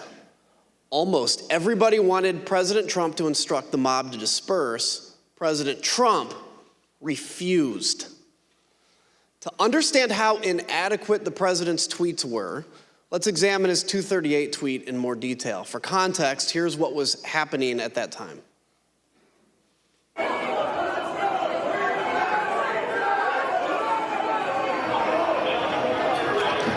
broke the glass. Everybody stay down. Get down. Doors barricade. There's people flooded the hallways outside. We have no way out. We were just told that there has been tear gas in the rotunda, and we're being instructed to each of us get a gas mask. We went from a peaceful protest, and this is a very dangerous situation right now, that there are, I'm being told, these protesters on the inside are around both chambers, and there is now tear gas inside the Capitol Rotunda. In fact, members locked in the House are being instructed to put on masks. Ms. Matthews, after President Trump's tweet about Vice President Pence, you told us you spoke to, immediately you spoke to Kayleigh McEnany. What did you tell her, and where did she go afterwards? After the tweet about the vice president, I found Kayleigh and told her that I thought the president needed to immediately send out a tweet that condemned the violence that we were seeing, and that there needed to be a call to action to tell these people to leave the Capitol. And she agreed and walked over to the Oval dining room to find the president. We interviewed Ms. McEnany and others who were in the dining room with the president, urging him to put out a statement. Ms. Matthews, Ms. McEnany told us she came right back to the press office after meeting with the president about this particular tweet. What did she tell you about what happened in that dining room? When she got back, she told me that a tweet had been sent out, and I told her that I thought the tweet did not go far enough, that I thought there needed to be a call to action and he needed to condemn the violence. And we were in a room full of people, but people weren't paying attention. And so she looked directly at me and in a hushed tone shared with me that the president did not want to include any sort of mention of peace in that tweet, and that it took some convincing on their part, those who were in the room. And she said that there was a back and forth going over different phrases to find something that he was comfortable with. And it wasn't until Ivanka Trump suggested the phrase, "stay peaceful," that he finally agreed to include it. The president resisted writing "stay peaceful" in a tweet. He told Mark Meadows that the rioters were doing what they should be doing, and the rioters understood they were doing what President Trump wanted them to do. President Trump's message was heard clearly by Stop the Steal organizer Ali Alexander. At 2:38, he told another organizer, quote, "POTUS is not ignorant of what his words would do." Rioters storming the Capitol also heard President Trump's message. In this video, you'll see surveillance footage from the rotunda that shows a group of Oath Keepers, including Jessica Watkins, who's been charged with seditious conspiracy. You'll hear her walkie-talkie communications with others as they share intelligence and communicate about President Trump's 238 tweet in real time. Again, we warn the audience that this clip also contains strong language. CNN just said that they evacuated all members of Congress into a safety room. There's no safe place in the United States for any of these motherfuckers right now, let me tell you. I hope they understand that we are not joking around. Military Principle 105. Military Principle 105. Cave means grave. Trump just tweeted, "Please support our Capitol Police. They are on our side. Do not harm them." That's saying a lot by what he didn't say. He didn't say not to do anything to the congressman. Well, he did not ask them to stand down. He just said, stand by the Capitol Police. They are on our side, and they are good people. So it's getting real down there. I got it on TV, and it's looking pretty friggin' radical to me. CNN said that Trump has egged this on, that he is egging it on, and that he is watching the country burn 2 weeks before he leaves office. He is not leaving office. I don't give a shit what they say. We are in the mezzanine. We are in the main dome right now. We are rocking it. They're throwing grenades. They're freaking shooting people with paintballs, but we're in here. Be safe, be safe. God bless and Godspeed, and keep going. Get it, Jess. Do your shit. This is what we fucking lived up for. Everything we fucking trained for. Took over the Capitol, overran the Capitol. We're in the fucking Capitol, bro. We've now seen how President Trump's supporters reacted to his tweets. Mr. Pottinger, you told us that you consider the tweets sent to this point to be, quote, wholly inadequate given the urgency of the crisis. What, in your view, would have been needed? Yeah, it was insufficient. I think what you could count me among those who was hoping to see an unequivocal, strong statement clearing out the Capitol, telling people to stand down, leave, go home. I think that's what we were hoping for. So something a lot more kind of definitive and not ambiguous, because he has that power over his folks. Ms. Matthews, you told us about a colleague who said during the attack that the president should not condemn the violence. Can you please tell us about that moment and your reaction?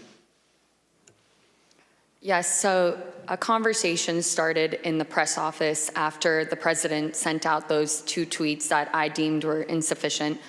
And a colleague suggested that the president shouldn't condemn the violence because they thought it would be, quote, handing a win to the media if he were to condemn his supporters. And I disagreed. I thought that we should condemn the violence and condemn it unequivocally. And I thought that he needed to include a call to action and to tell these people to go home. And a debate ensued over it. And I became visibly frustrated, and my colleagues were well aware of that. And I couldn't believe that we were arguing over this in the middle of the West Wing, talking about the politics of a tweet, being concerned with handing the media a win when we had just watched all of that violence unfold at the Capitol. And so I motioned up at the TV and I said, do you think it looks like we're effing winning? Because I don't think it does. And I again reiterated that I thought that the president needed to condemn the violence because it didn't matter if it was coming from the left or the right, that you should condemn violence 100% of the time. We've heard this evening how everyone in the president's orbit was pushing him to do more, to tell the mob to leave the Capitol. One of those people was Republican leader Kevin McCarthy. He managed to get the president on the phone and told him to call off his supporters.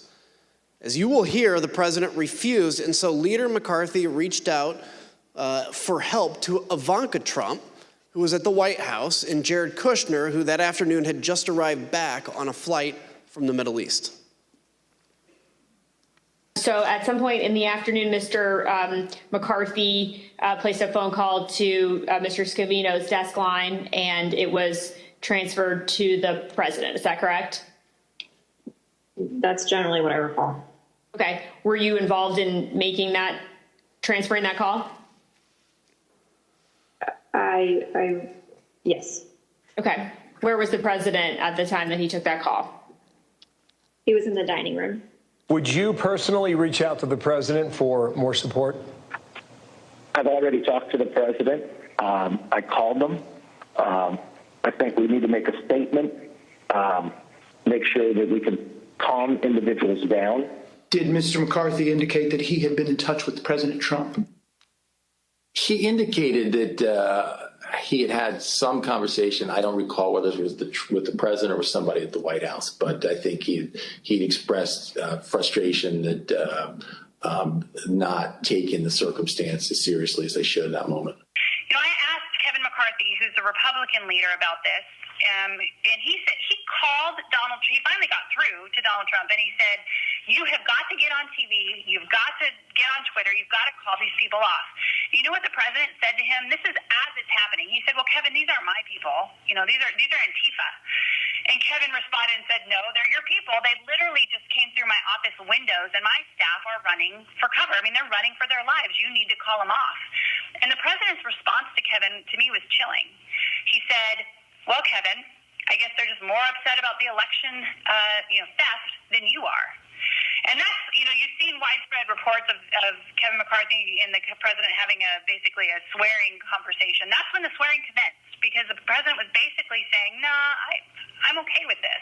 Leader McCarthy, the President of the United States has a briefing room steps from the Oval Office. The cameras are hot 24/7, as you know. Why hasn't he walked down and said that now? I conveyed to the president what I think is best to do, and I'm hopeful the president will do it. And have you spoken with his chief of staff? I've spoken to the president. I've spoken to other people in there and to the White House as well. Who else reached out to Ms. Trump that you know of that afternoon about the attack on the Capitol? I believe at one point McCarthy did. I heard my phone ringing, turned the shower off, saw it was Leader McCarthy, who I had a good relationship with. He told me it was getting really ugly over at the Capitol and said, please, anything you could do to help, I would appreciate it. I don't recall specific asks, just anything you could do. Again, I got the sense that, they were scared. They meaning Leader McCarthy and people on the Hill because of the violence? That he was scared, yes. Think about that. Leader McCarthy, who was one of the president's strongest supporters, was scared and begging for help. President Trump turned him down. So he tried to call the president's children. Republican House member Mike Gallagher also implored the president to call off the attack. Mr. President, you have got to stop this. You are the only person who can call this off. Call it off. The election is over. Call it off. President-elect Joe Biden also went live on TV to demand that President Trump tell the mob to leave.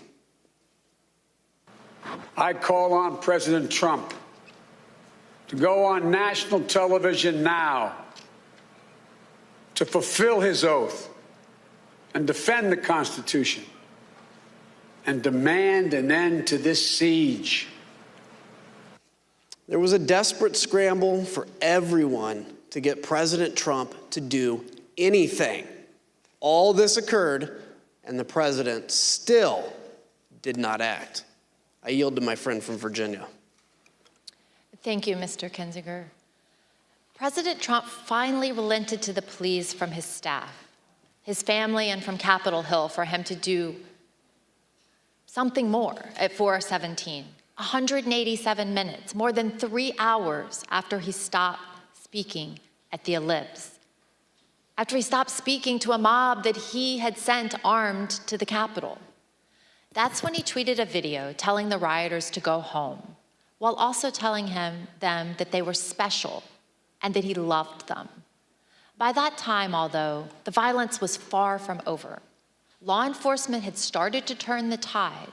Reinforcements were on the way, and elected officials were in secure locations. The writing was already on the wall. The rioters would not succeed. Here's what was showing on Fox News, the channel the president was watching all afternoon.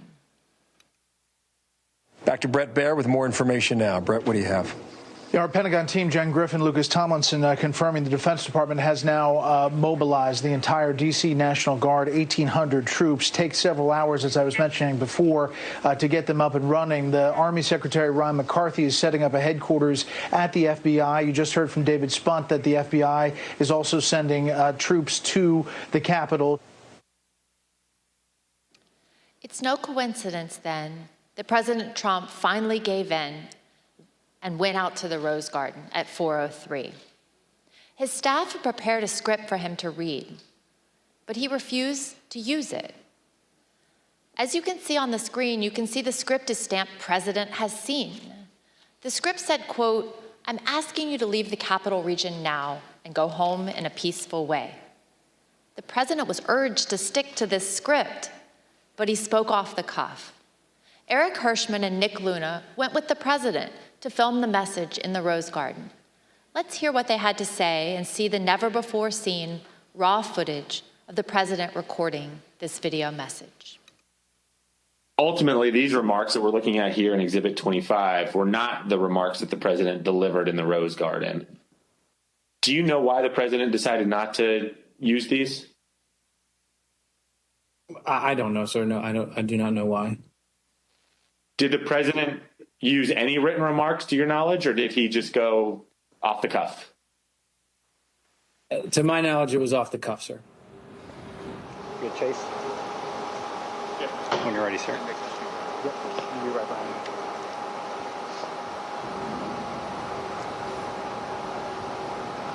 You tell me when. When you're ready, sir.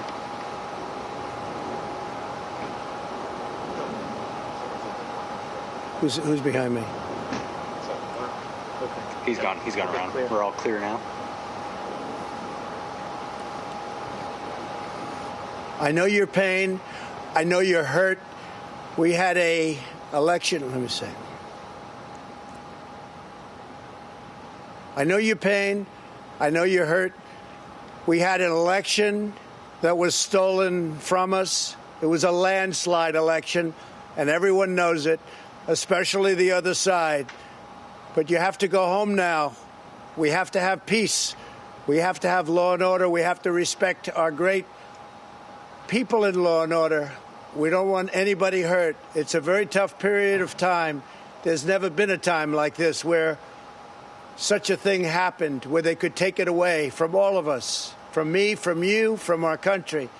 This was a fraudulent election, but we can't play into the hands of these people. We have to have peace. So go home. We love you. You're very special. You've seen what happens. You see the way others are treated that are so bad and so evil. I know how you feel. But go home and go home in peace. When I got there, basically the president just had finished filming the video, and I think he was basically retiring for the day. Was there any discussion about the president releasing a second video that day? Not that I recall. When he finished his video, I think everyone was like, day's over. People were pretty drained. Were pretty what? Drained. But we say day over, there were still people in the Capitol at that point, weren't there? There were people in the Capitol, but I believe by this stage, law enforcement, and I'd have to go back and look, but I believe law enforcement was either there or moving in or going to take charge.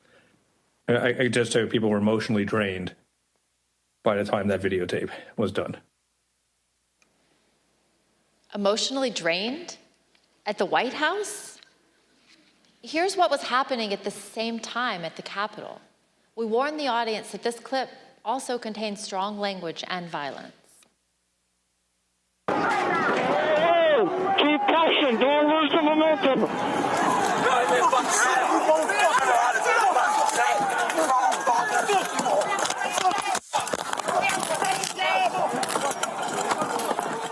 Another officer unconscious. The terrorist. What terrorist? Everybody, we need gas masks. We need weapons. We need strong, angry patriots to help our boys. They don't want to leave.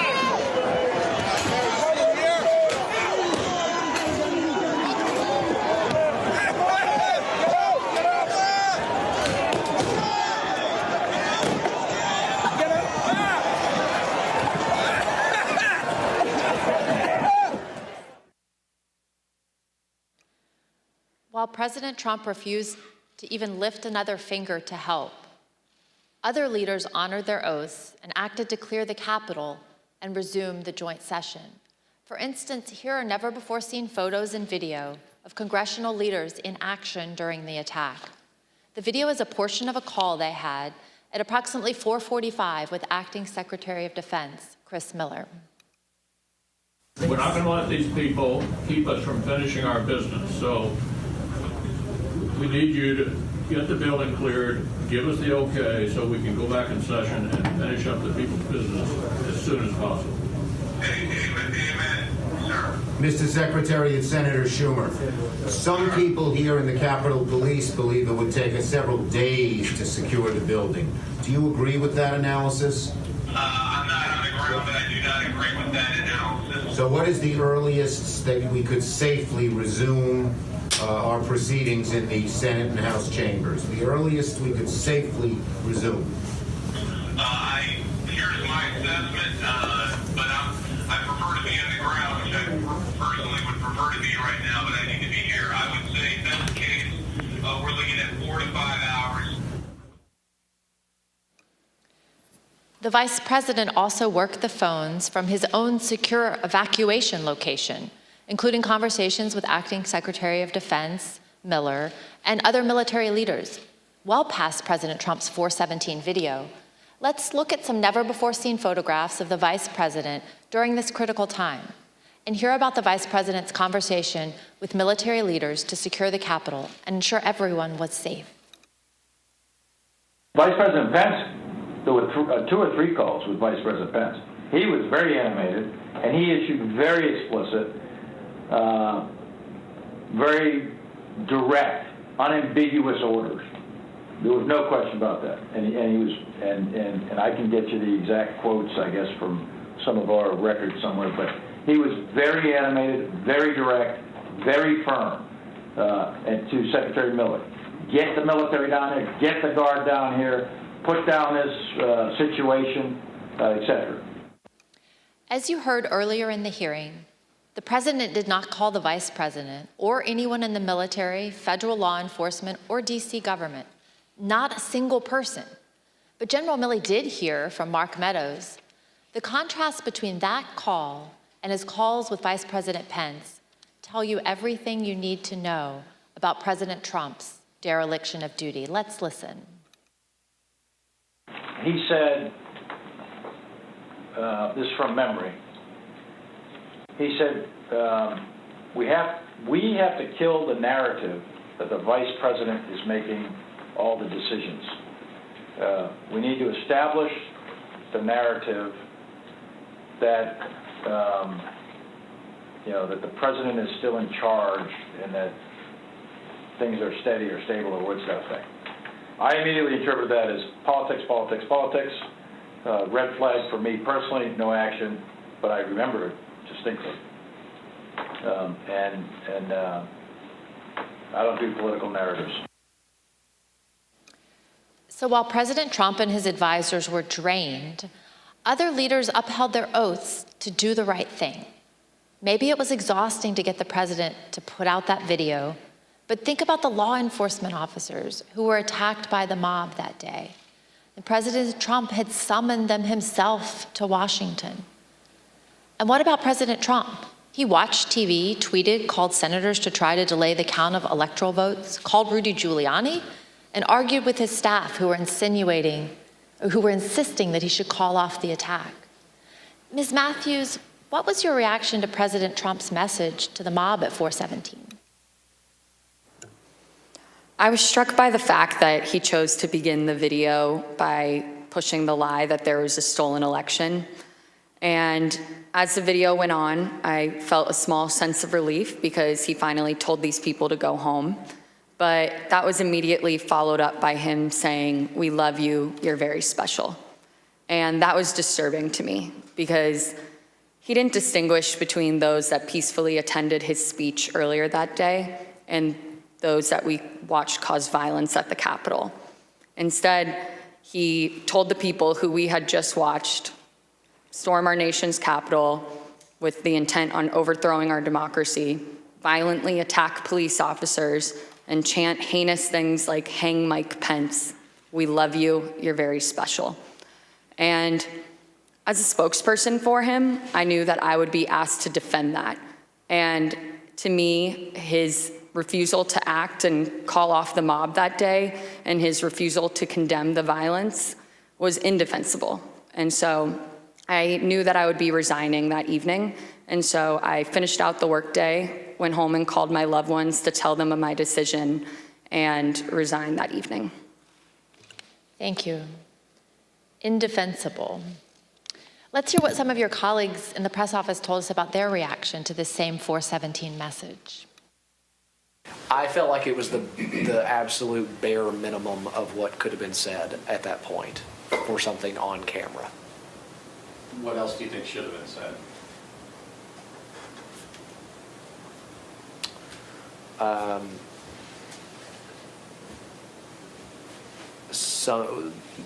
more forceful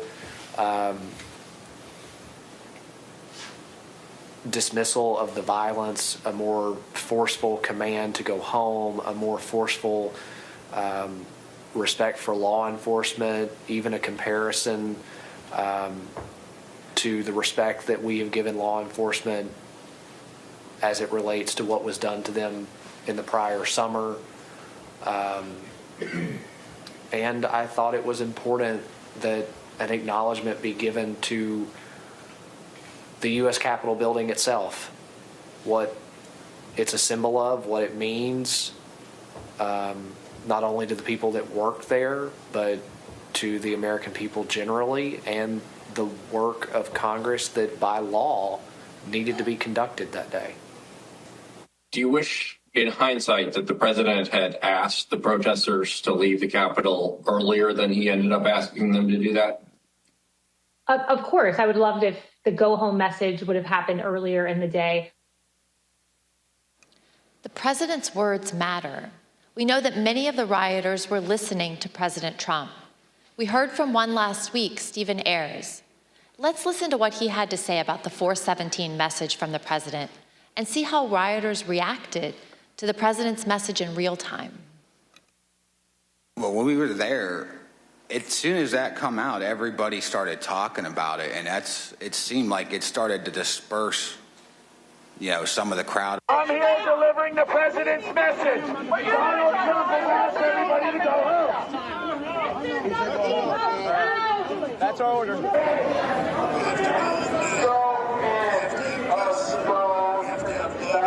says go home. He says go home. Yeah, he said to go home. But just as Mr. Ayers said, police were still fending off the last throes of the brutal assault.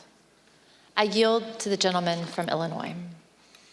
While everyone else was working to get Congress back in session, what did President Trump do? At 6:01, just 1 minute after the citywide curfew went into effect, he posted his last tweet of the day. After officers engaged in multiple hours of hand-to-hand combat, with over 100 of them sustaining injuries, President Trump tweeted at 6:01 and justified the violence as a natural response to the election. He said, quote, "These are the things and events that happen when a sacred landslide victory is so unceremoniously, viciously stripped away from great patriots who have been badly, unfairly treated for so long. Go home with love and peace. Remember this day forever."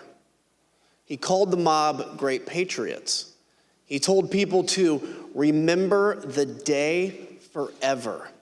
He showed absolutely no remorse. A few minutes later, at 6:27, the president left the dining room and he went up to the White House residence for the night. On the screen is the last photograph of the president that night as he went into the residence. As he was gathering his things in the dining room to leave, President Trump reflected on the day's events with a White House employee. This was the same employee who had met President Trump in the Oval Office after he returned from the ellipse.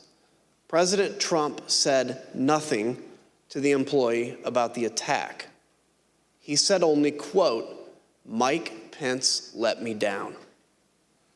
Ms. Matthews, what was your reaction to President Trump's 6:01 tweet? At that point, I had already made the decision to resign, and this tweet just further cemented my decision.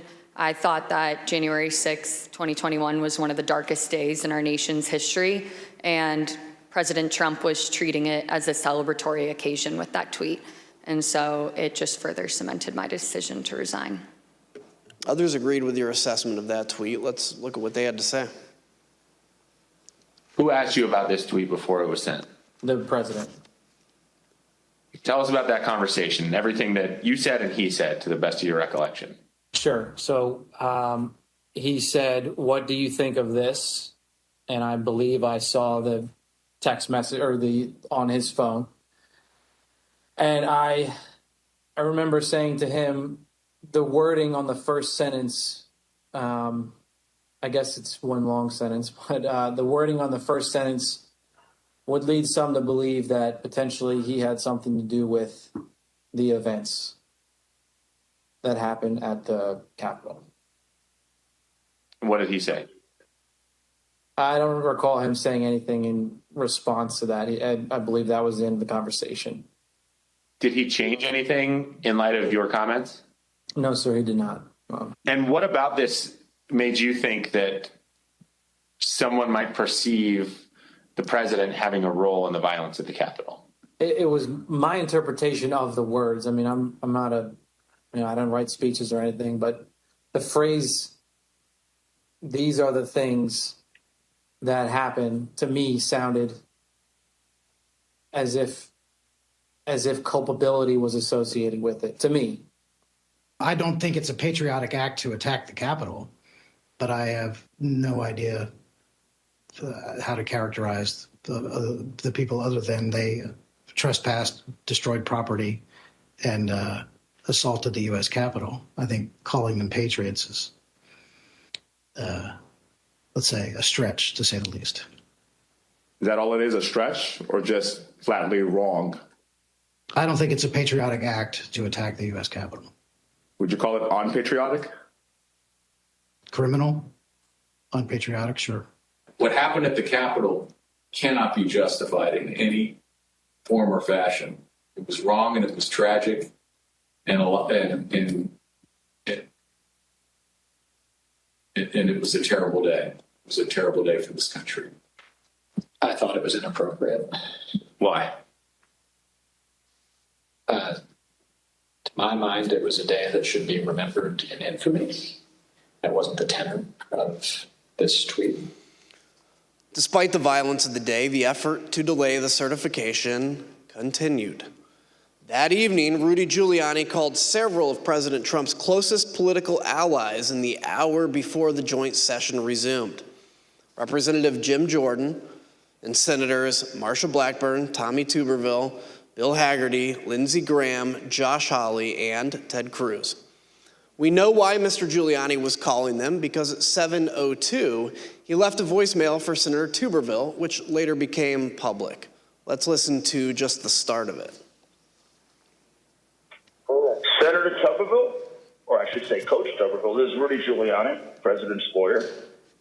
I'm calling you because I want to discuss with you how they're trying to rush this hearing and how we need you, our Republican friends, to try to just slow it down so we can get these legislatures to get more information to you.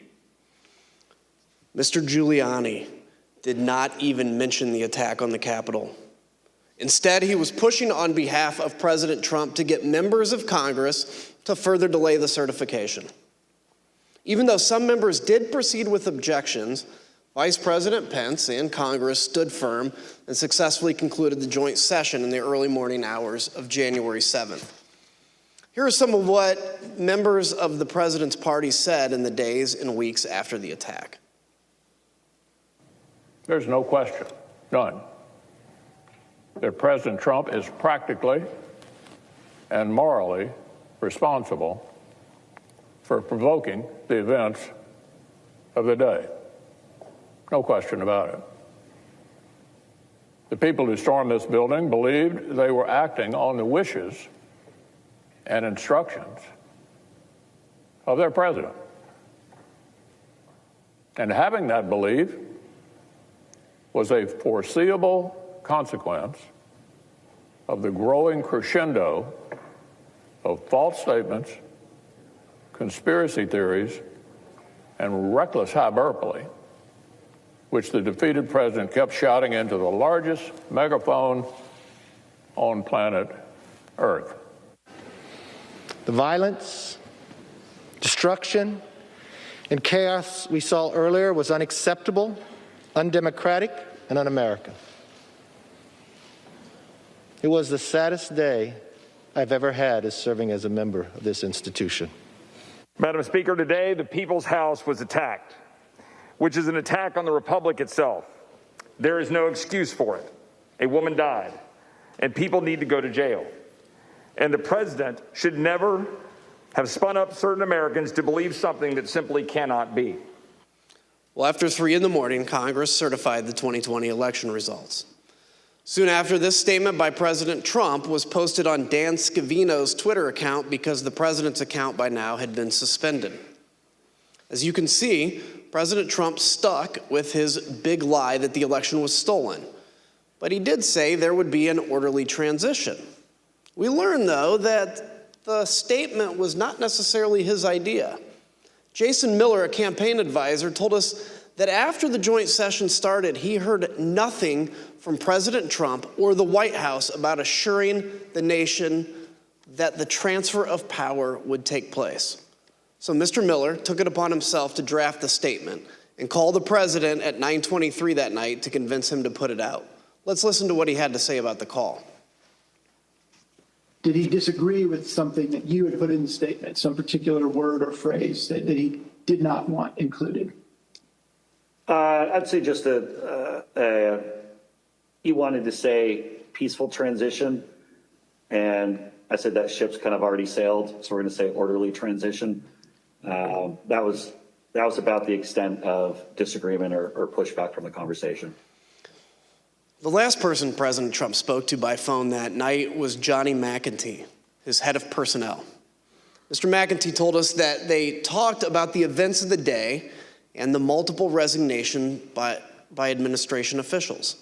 The decision whether to resign was one that weighed heavily on people in the administration. On the one hand, people like Mr. Pottinger and Ms. Matthews here, as proud as they were to have served, refused to be associated with President Trump's dereliction of duty. But others were sincerely worried that leaving President Trump to his own devices would put the country at continued risk. Listen to what we heard about that tension from Pat Cipollone, from General Mark Milley, and Eugene Scalia, who was the Secretary of Labor. And then after that, some people were resigning, obviously, over January 6th. We know who they were. Did I consider it? Yes. Did I do it? No. Concerned about is if people in the counsel's office left, who would replace me? And I had some concerns that it might be somebody who, had been giving bad advice. On the morning of the 7th, the decision I arrived at was that the most constructive thing I could think of was to seek a meeting of the cabinet.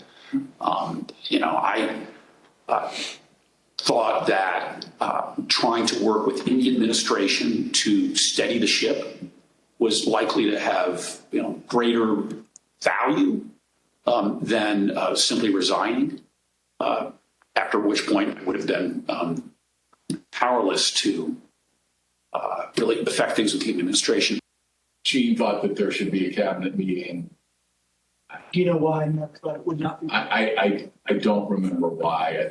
I think it probably had something to do with Mark's view of how the president might react and that but things like that. Now, there was a couple of calls where,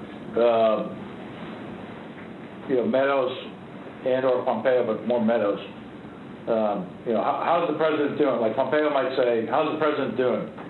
And Meadows would say, well, he's in a really dark place. Like here's one, for example, on the 7th of January. So this is day after, right? POTUS is very emotional and in a bad place. Meadows. As you heard, Secretary Scalia wanted President Trump to convene a cabinet meeting.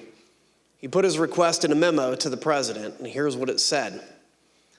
You can see that Secretary Scalia recommended that the president, quote, no longer publicly question the election results after Wednesday.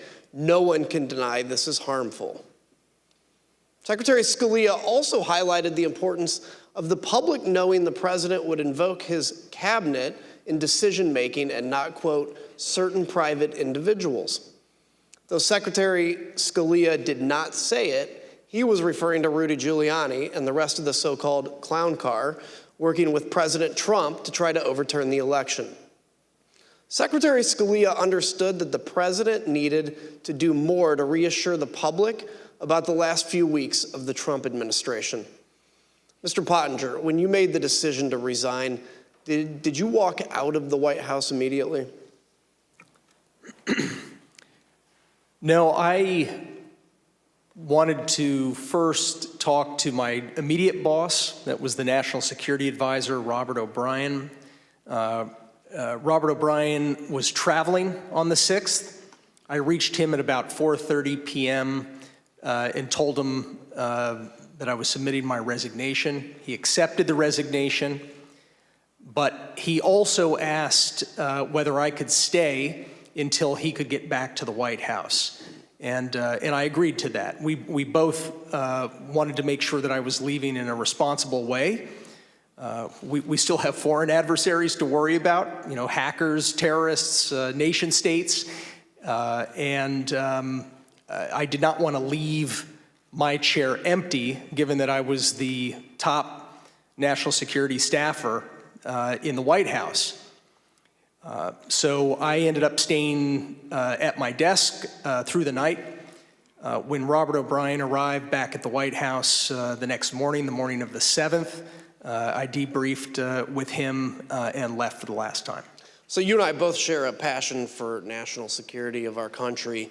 Can you share with me, what's your view on how January 6th impacted our national security?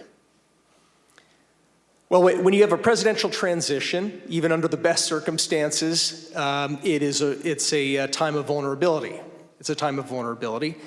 And when you have a contested election, I was certainly concerned that some of our adversaries would be tempted to probe or test U.S. resolve.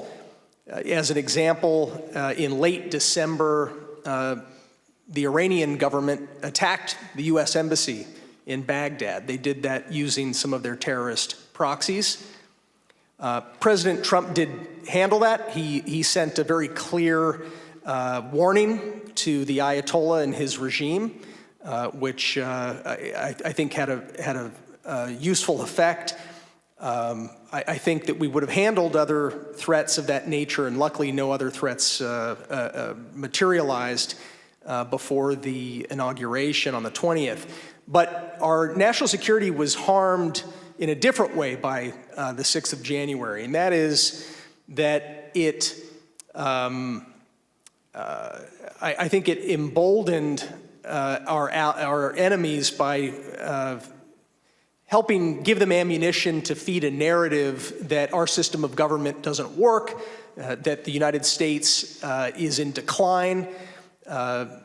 China, the Putin regime in Russia, Tehran, they're fond of pushing those kinds of narratives. And by the way, they're wrong. We've been hearing for the entirety of U.S. history from kings and despots that the United States is in decline, and those kings and despots have been proven wrong every single time.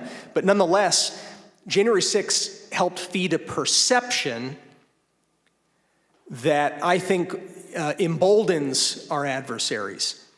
The other part I think is simply our allies. I heard from a lot of friends in Europe, in Asia, allies, close friends, and supporters of the United States that they were concerned about the health of our democracy. And so I think it's incumbent upon us to put their minds at ease, to put our own hearts at ease by investigating what happened on the 6th and making sure that it never happens again. Look, I've always said democracies are not defined by bad days. They're defined by how they recover from those bad days. And that's what we're doing here, is to bring accountability to that so we can actually come back even stronger than when we went into January 6th. Ms. Matthews, as you left the White House for the last time that night, January 6th, what did you think Americans needed to hear from President Trump? I think that the American people needed to hear and see him publicly commit to a peaceful or at least orderly transition of power.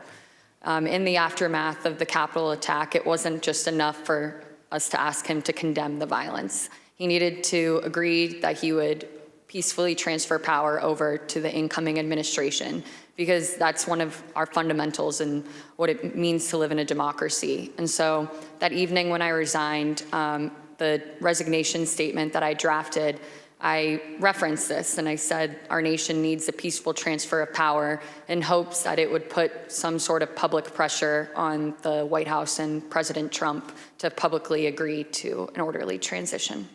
Thank you. I yield to my friend from Virginia. Thank you, Mr. Kinzinger. The staff who remained at the White House on the morning of January 7th knew the president needed to address the nation again, and they had a speech prepared for him that morning, but he refused for hours to give it. As you heard Cassidy Hutchins testify previously, President Trump finally agreed to record an address to the nation later that evening, the evening of January 7th, because of concerns he might be removed from power under the 25th Amendment or by impeachment. We know these threats were real. Sean Hannity said so himself in a text message that day to Press Secretary Kayleigh McEnany. He wrote, "No more stolen election talk. Yes, impeachment and 25th Amendment are real." We obtained the never-before-seen raw footage of the president recording his address to the nation that day on January 7th, more than 24 hours after the last time he had addressed the nation from the Rose Garden. Let's take a look. Whenever you're ready, sir.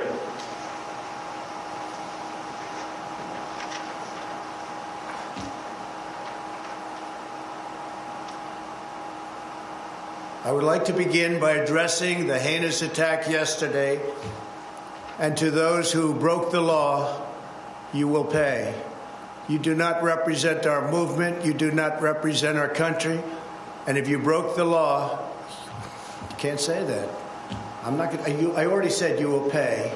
The demonstrators who infiltrated the Capitol have defied the seat of justice. It's defiled, right? See, I can't see it very well. Okay, I'll do this. I'm going to do this. Let's go. But this election is now over.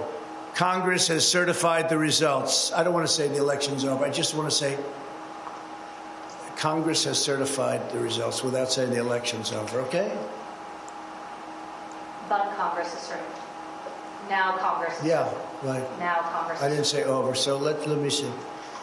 Go to the paragraph before.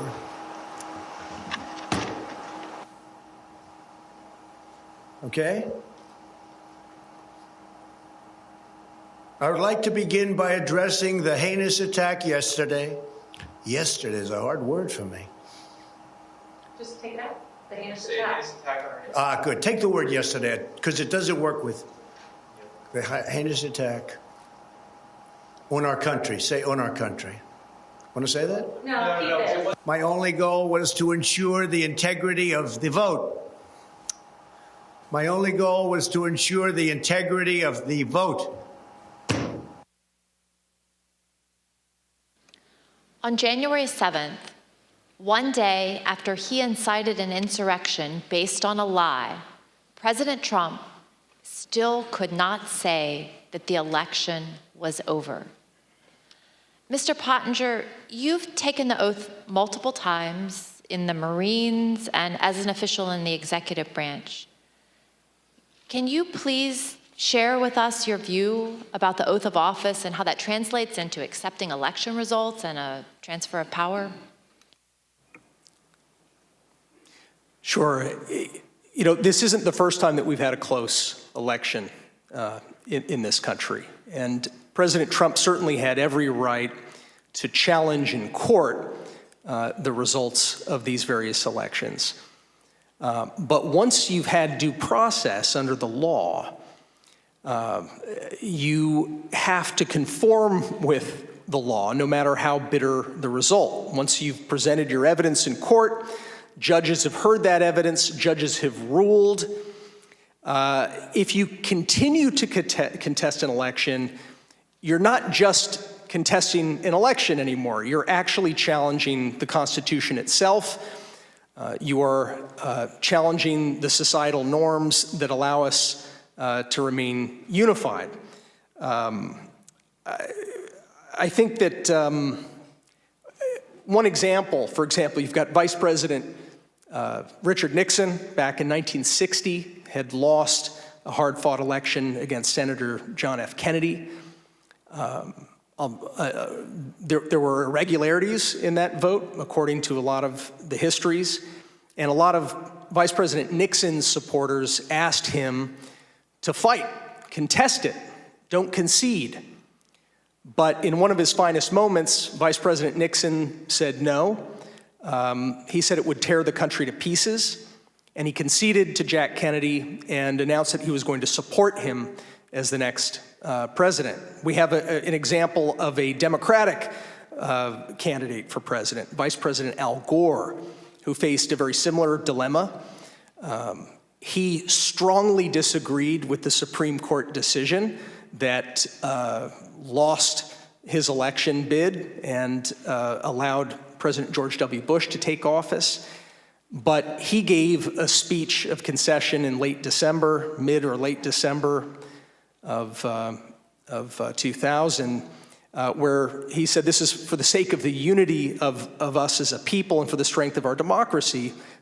I also am going to concede. I'm going to support the new president. His speech is actually a pretty good model, I think, for any candidate for any office, up to and including the president, and from any party to read, particularly right now. The oath that our presidents take, it's very similar to the oath of office I took as a U.S. Marine officer and the oath I took as a White House official. It is to support and defend the Constitution. It's to protect the Constitution, to bear true faith and allegiance to the Constitution. And it is a sacred oath. It's an oath that we take before our families. We take that oath before God. I think that we have an obligation to live by that oath. I do still believe that we have the most ingenious system of government on earth, despite its imperfections. I don't envy countries that don't have this system that actually allows for a predictable, peaceful transfer of government every 4 to 8 years, and it's not something that we should take for granted. Thank you.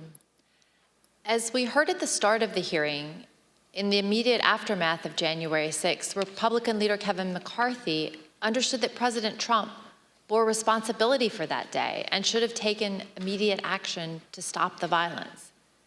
He was even more candid in calls with Republican colleagues. As you'll hear in a moment, recordings of some of these calls that were later published by the New York Times, the context for these calls was that a resolution had been introduced in the House calling for Vice President Pence and the cabinet to remove President Trump from power under the 25th Amendment. Let's listen. I've had it with this guy. What he did is unacceptable. Nobody can defend that, and nobody should defend it. The only discussion I would have with him is that I think this will pass, and it would be my recommendation we should do that.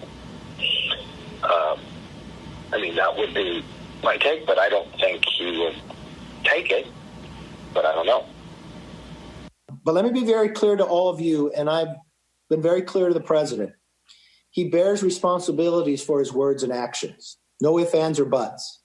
I asked him personally today, does he hold responsibility for what happened? Does he feel bad about what happened?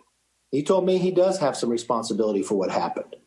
And he needs to acknowledge that. President Trump has never publicly acknowledged his responsibility for the attack. The only time he apparently did so was in that private call with Kevin McCarthy. There's something else President Trump has never acknowledged: the names and the memories of the officers who died following the attack on the Capitol. We're honored to be joined tonight by police and first responders who bravely protected us on January 6th. Your character and courage give us hope that democracy can and should prevail, even in the face of a violent insurrection. We on this dais can never thank you enough for what you did to protect our democracy. On January 9th, 2 of President Trump's top campaign officials texted each other about the president's glaring silence on the tragic death of Capitol Police Officer Brian Sicknick, who succumbed to his injuries the night of January 7th. These campaign officials were Tim Murtaugh, Trump's director of communications, and one of his deputies, Matthew Walking. Their job was to convince people to vote for President Trump, so they knew his heart, his mind, and his voice as well as anyone, and they knew how he connects with his supporters. Here's what they had to say about their boss. Murtaugh said, "Also shitty not to have acknowledged the death of the Capitol police officer." Walking responded, "That's enraging to me. Everything he said about supporting law enforcement was a lie." To which Murtaugh replied, "You know what this is, of course? If he acknowledged the dead cop, he'd be implicitly faulting the mob. And he won't do that because they're his people. And he would also be close to acknowledging that what he lit at the rally got out of control. No way he acknowledges something that could ultimately be called his fault. No way."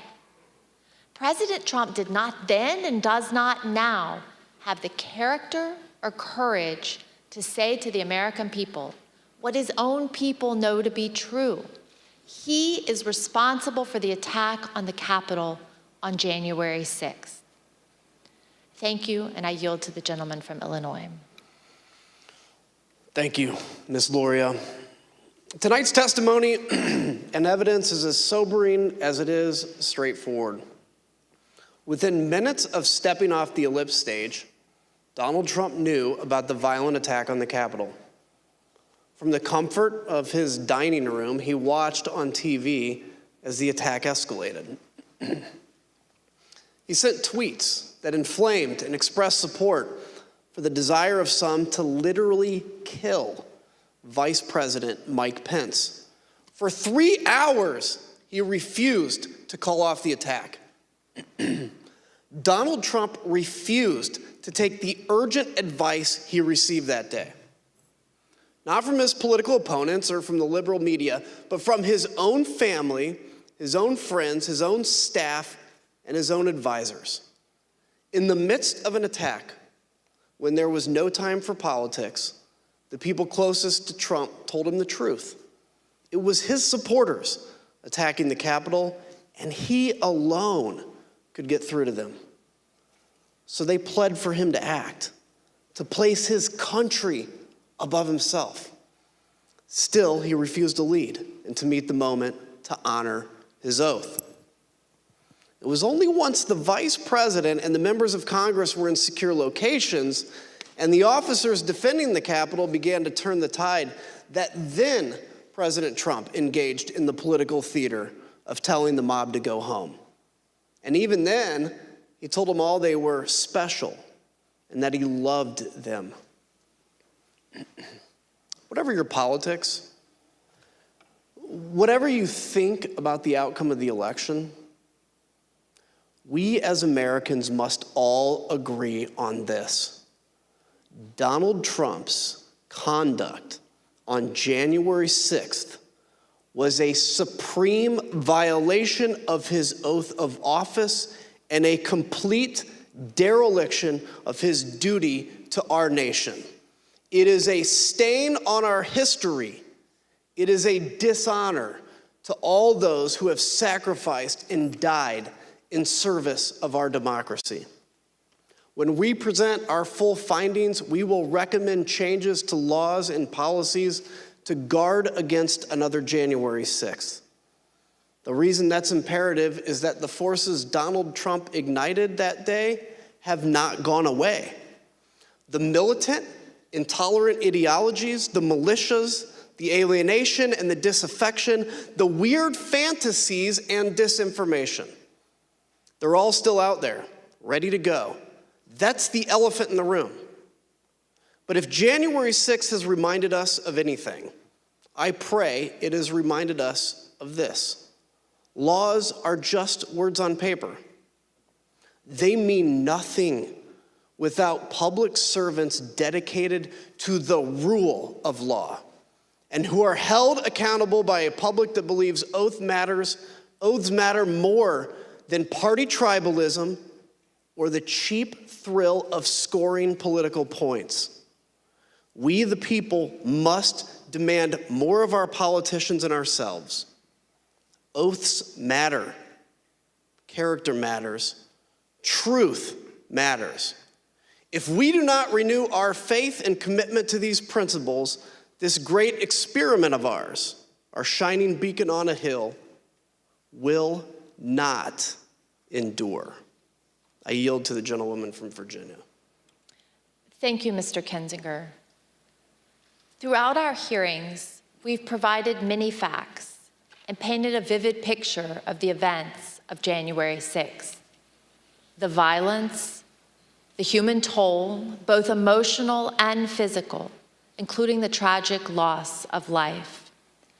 The threats to our Constitution, the rule of law, and the danger to this nation, a nation we all love as Americans. In tonight's hearing, we've gone into great detail about the events inside the White House on January 6th. We've described how the President of the United States, who was bound by oath to the Constitution and by duty to ensure the laws are faithfully executed, took no action when the cornerstone of our democracy, a peaceful transition of power, was under attack. But it's more than that. Donald Trump summoned a violent mob and promised to lead that mob to the Capitol to compel those he thought would cave to that kind of pressure. And when he was thwarted in his effort to lead the armed uprising, he instigated the attackers to target the vice president with violence, a man who just wanted to do his constitutional duty. So in the end, this is not, as it may appear, a story of inaction in a time of crisis, but instead it was the final action of Donald Trump's own plan to assert the will of the American people and remain in power. Not until it was clear that his effort to violently disrupt or delay the counting of the election results had failed did he send a message to his supporters in which he commiserated with their pain, and he told them affectionately to go home. That was not the message of condemnation and just punishment for those who broke the law that we expect from a president whose oath and duty is to ensure the laws are faithfully executed. But instead, it was his newest version of stand back and stand by. To me, this is personal. I first swore an oath to support and defend the Constitution against enemies foreign and domestic when I entered the U.S. Naval Academy at age 17. I spent 2 decades on ships at sea, defending our nation from known and identifiable foreign enemies who sought to do us harm. I never imagined that that enemy would come from within. I was not as prescient as Abraham Lincoln, who 23 years before the Civil War said, "If destruction be our lot, we must ourselves be its author and its finisher." Donald Trump was the author, and we the people, for ourselves and our posterity, should not let Donald Trump be the finisher. Thank you, and I yield to the Vice Chair. Thank you very much, Mrs. Luria. I want to thank our witnesses for joining us today. The members of the Select Committee may have additional questions for today's witnesses, and we ask that you respond expeditiously in writing to those questions. Without objection, members will be permitted 10 business days to submit statements for the record, including opening remarks and additional questions from our witnesses. I'd now like to turn things to Chairman Thompson for a few closing words. The members of the committee, and I appreciate and thank all persons who've come forward voluntarily to provide information to help protect our democracy. And our work continues. As we've made clear throughout these hearings, our investigation is going forward. We continue to receive new information every day. We are pursuing many additional witnesses for testimony. We will reconvene in September to continue laying out our findings to the American people and pushing for accountability. In the first hearing of this series, I asked American people to consider the facts and judge for themselves. The facts are clear and unambiguous. I thank the American people for their attention over the past several weeks. I wish you all a pleasant evening. And let me again thank our witnesses today. We've seen bravery and honor in these hearings, and Ms. Matthews and Mr. Pottinger, both of you will be remembered for that, as will Cassidy Hutchinson. She sat here alone, took the oath, and testified before millions of Americans. She knew all along that she would be attacked by President Trump and by the 50, 60, and 70-year-old men who hide themselves behind executive privilege. But like our witnesses today, she has courage, and she did it anyway. Cassidy, Sarah, and our other witnesses, including Officer Caroline Edwards, Shay Moss, and her mother, Ruby Freeman, are an inspiration to American women and to American girls. We owe a debt to all of those who have and will appear here. And that brings me to another point. This committee has shown you the testimony of dozens of Republican witnesses, those who served President Trump loyally for years. The case against Donald Trump in these hearings is not made by witnesses who were his political enemies. It is instead a series of confessions by Donald Trump's own appointees, his own friends, his own campaign officials, people who worked for him for years, and his own family. They have come forward and they have told the American people the truth. And for those of you who seem to think the evidence would be different if Republican leader McCarthy had not withdrawn his nominees from this committee, let me ask you this. Do you really think Bill Barr is such a delicate flower that he would wilt under cross-examination? Pat Cipollone, Eric Hirschman, Jeff Rosen, Richard Donahue, of course they aren't. None of our witnesses are. At one point in 2016, when he was first running for office, Donald Trump said this: "I could stand in the middle of Fifth Avenue and shoot somebody, and I wouldn't lose any voters."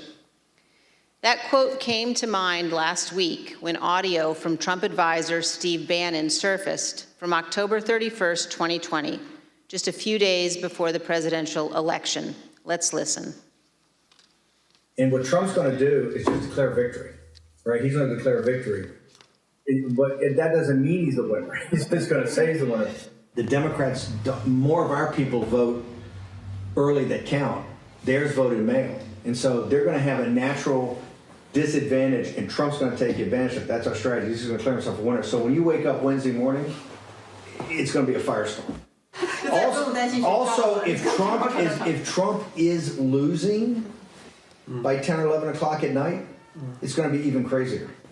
No, because he's going to sit right there and say they stole it. If Biden's winning, Trump is going to do some crazy shit. And of course, 4 days later, President Trump declared victory when his own campaign advisors told him he had absolutely no basis to do so. What the new Steve Bannon audio demonstrates is that Donald Trump's plan to falsely claim victory in 2020, no matter what the facts actually were, was premeditated. Perhaps worse, Donald Trump believed he could convince his voters to buy it, whether he had any actual evidence of fraud or not. And this same thing continued to occur from Election Day onward until January 6th. Donald Trump was confident that he could convince his supporters the election was stolen, no matter how many lawsuits he lost, and he lost scores of them. He was told over and over again in immense detail that the election was not stolen. There was no evidence of widespread fraud. It didn't matter. Donald Trump was confident he could persuade his supporters to believe whatever he said, no matter how outlandish, and ultimately that they could be summoned to Washington to help him remain president for another term. As we showed you last week, even President Trump's legal team, led by Rudy Giuliani, knew they had no actual evidence to demonstrate the election was stolen. Again, it didn't matter. Here's the worst part. Donald Trump knows that millions of Americans who supported him would stand up and defend our nation were it threatened. They would put their lives and their freedom at stake to protect her. And he is preying on their patriotism. He is preying on their sense of justice. And on January 6th, Donald Trump turned their love of country into a weapon against our Capitol and our Constitution. He has purposely created the false impression that America is threatened by a foreign force controlling voting machines, or that a wave of tens of millions of false ballots were secretly injected into our election system, or that ballot workers have secret thumb drives and are stealing elections with them. All complete nonsense. We must remember that we cannot abandon the truth and remain a free nation. In late November of 2020, while President Trump was still pursuing lawsuits, many of us were urging him to put any genuine evidence of fraud forward in the courts and to accept the outcome of those cases. As January 6th approached, I circulated a memo to my Republican colleagues explaining why our congressional proceedings to count electoral votes could not be used to change the outcome of the election. But what I did not know at the time was that President Trump's own advisors, also Republicans, also conservatives, including his White House counsel, his Justice Department, his campaign officials, they were all telling him almost exactly the same thing I was telling my colleagues. There was no evidence of fraud or irregularities sufficient to change the election outcome. Our courts had ruled. It was over. Now we know that it didn't matter what any of us said, because Donald Trump wasn't looking for the right answer legally or the right answer factually. He was looking for a way to remain in office. Let's put that aside for a moment and focus just on what we saw today. In our hearing tonight, you saw an American president faced with a stark and unmistakable choice between right and wrong. There was no ambiguity, no nuance. Donald Trump made a purposeful choice to violate his oath of office, to ignore the ongoing violence against law enforcement, to threaten our constitutional order. There is no way to excuse that behavior. It was indefensible. And every American must consider this. Can a president who is willing to make the choices Donald Trump made during the violence of January 6th ever be trusted with any position of authority in our great nation again?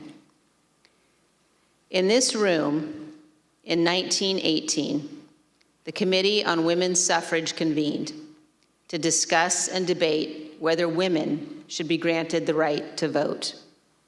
This room is full of history, and we on this committee know we have a solemn obligation not to idly squander what so many Americans have fought and died for. Ronald Reagan's great ally, Margaret Thatcher, said this: "Let it never be said that the dedication of those who love freedom is less than the determination of those who would destroy it." Let me assure every one of you this: our committee understands the gravity of this moment, the consequences for our nation. We have much work yet to do, and we will see you all in September. I request those in the hearing room remain seated until the Capitol Police have escorted witnesses and members from the room. Without objection, the committee stands adjourned. And the January 6th committee making the case tonight that Donald Trump betrayed his oath as President of the United States to preserve, protect, and defend the Constitution, and that instead of working towards the peaceful transition of power, he willfully sat silent in his dining room, watching the violence and even stoking the violence by his tweets and his inaction. As his former press secretary said, he put gasoline on the fire. Margaret Brennan, there was a lot we learned today and new evidence, and Congressman Kinzinger saying President Trump did not fail to act. He chose not to act. What are the implications of that? Well, Congressman Kinzinger has been clear here that he sees this as the true test for his fellow Republicans, saying failure to act, is that a strong leader? Is that the character of someone you want leading the party? It's a test of the kind of Republican Party he and Congresswoman Cheney are standing for versus what President Trump and his behavior, as you heard, was laid out tonight. Also interesting to hear Kinzinger lay out the ongoing threat. Again, bringing that back to, he said, the militant, intolerant ideologies, the militias, the alienation, the disaffection, the fantasies and disinformation. They're all out there ready to go. So this isn't just a prosecution of the past, it's a warning of the future, a warning to the party. It felt in some ways like a closing argument, but then we also heard this is not it. In the fall, we will also potentially get more hearings, one if not two. We learned that tonight as well. And you see, we just saw many of the members of the committee hugging those Capitol Police officers who were there that sought to defend the symbol of democracy, the U.S. Capitol, on January 6th. There was a lot of talk about oaths tonight. You had two members of Congress who served. You had one of the witnesses, a Marine, that the oath that everybody who serves and the president takes has to mean something. Those words have to mean something. And today was the most acute failure on the president's part. And just to go back to Margaret's point about the party, there is no job of responsibility where a failure this grave of your central task wouldn't bounce you from the job immediately. You cannot say that out loud as a Republican right now without getting in trouble about Donald Trump. And that's an extraordinary thing, to have such a failure be something you just cannot say as a Republican, or else you end up like Liz Cheney, who is facing possibly losing her seat. And then, Robert, the contrast, I mean, everyone in the White House wanted Donald Trump to try and stop the violence. And he refused. He even refused to talk about something being peaceful when he finally went before the cameras. There were new details that we did learn today from this hearing that we didn't know previously. Tonight's testimony showed how close the United States came to a very dark moment. New testimony, new footage. We saw in a secure location the congressional leaders of the United States, Democrats and Republicans, huddled around a phone, talking to the acting Secretary of Defense, Chris Miller, wondering, can this building be secure? Can we do our jobs? It was an open question that night on January 6th, whether American democracy would continue as it should, as based on the Constitution. And this testimony was all new. It was new information coming to light. It has political implications, but more importantly, consequences for democracy as people watch this and digest it. A bipartisan moment there as well. Another one that has consequences for potentially the future of the Republican Party is former Vice President Mike Pence considers a run for president himself. He was working the phones. The commander-in-chief wasn't, but the vice president was calling the Pentagon and others, trying to get them to act and bring in the National Guard. We heard the chairman of the Joint Chiefs of Staff praising Vice President Pence as saying he was firm, he was direct. He took on the role of shadow president because the actual president wasn't doing anything other than creating more chaos. And there was also a fascinating thing. There was the details of the White House lawyers and otherwise absolutely wringing with sweat because they'd finally gotten the president to make a statement. Then they all sort of collapsed. Mike Pence had another half a day ahead of him at the Capitol to get the vote secure. Right. So it wasn't just that he was on the phone to Milley asking about the military. He then worked another half a day to make sure the vote could be taken and stay at his post. Another way in which Mike Pence was doing the job of the day while the president of the United States had fled the field. Scott, we also learned tonight that members of Vice President Pence's Secret Service detail were saying goodbye to family members. They were concerned about their own physical safety. It was that close to where they were. They were concerned they couldn't even evacuate Mike Pence and his family that were there. That radio traffic really landed Vice President Pence's security detail, his Secret Service detail, concerned about calling their families, that they may be in danger, that the former vice president was compromised, as you see him here, being evacuated down a staircase, down to an underground hiding area. They were worried they may die, but it's worth noting in these 187 minutes the committee described, there were people who died. There were 5 deaths, and there were police suicides among the first responders in the days after. It's also worth noting in those 187 minutes, there was ongoing kinetic confrontations and fighting. Police officers traumatized, and Nora, it's also worth noting there are 850 people now charged with crimes, many of whom are soon headed to prison. We also saw some of this video of Donald Trump practicing what he was going to say. A script had been agreed upon by others, and then him practicing and changing the words.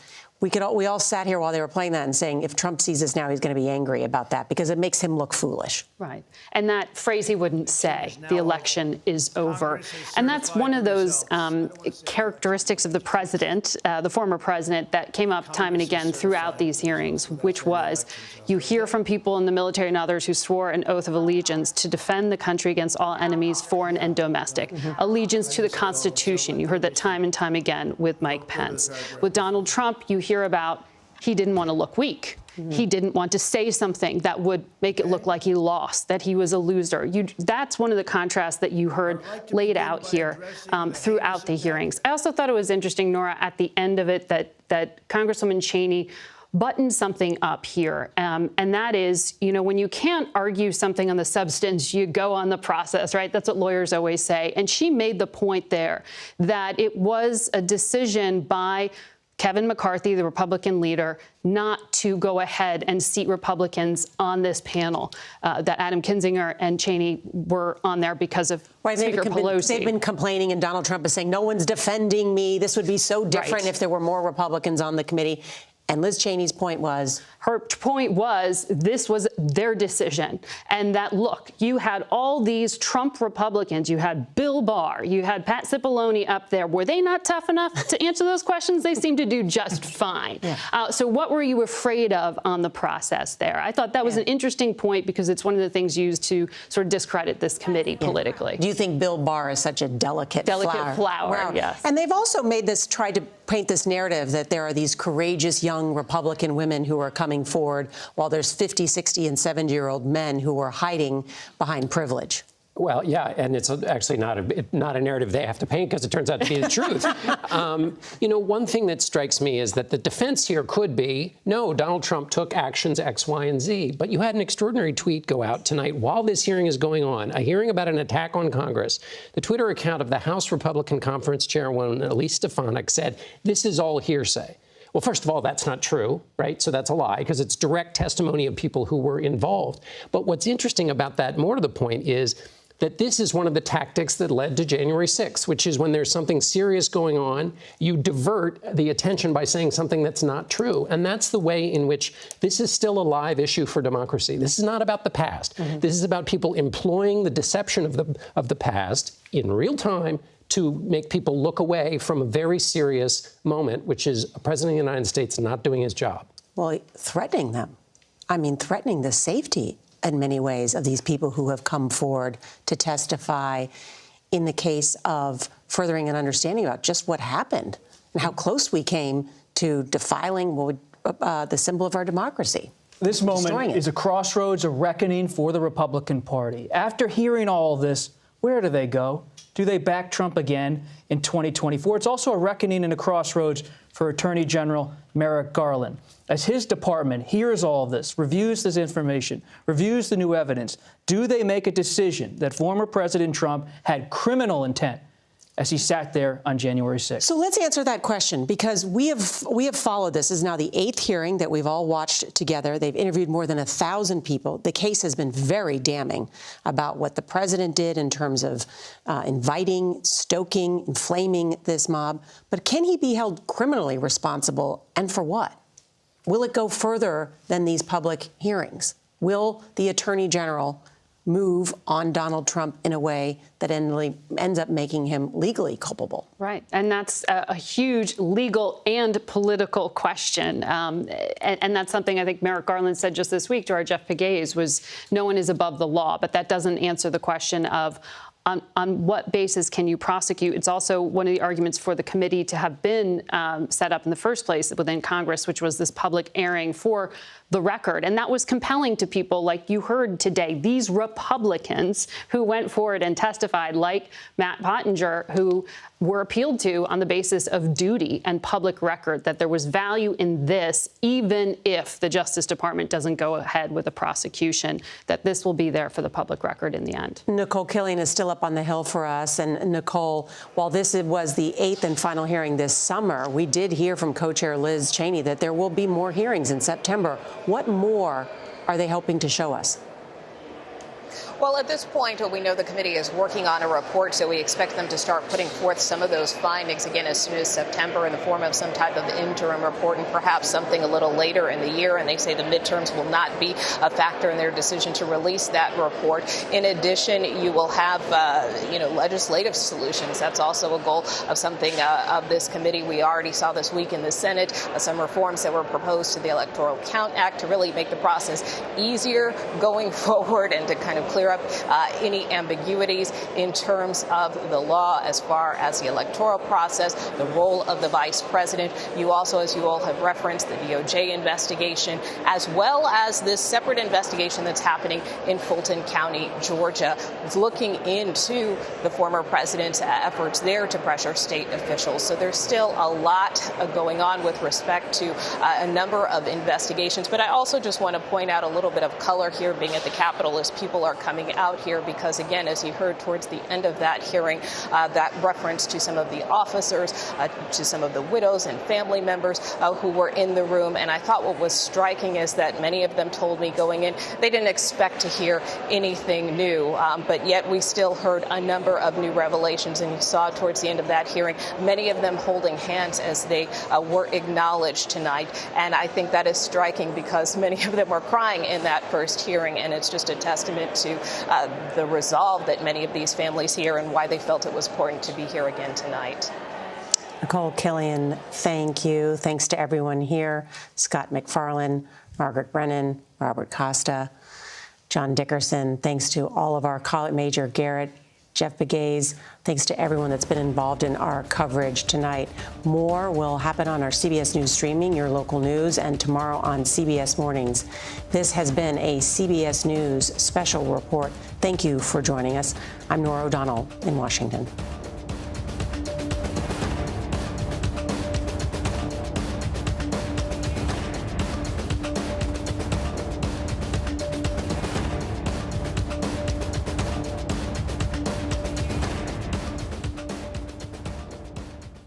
CBS News Sunday Morning with Jane Pauley on CBS.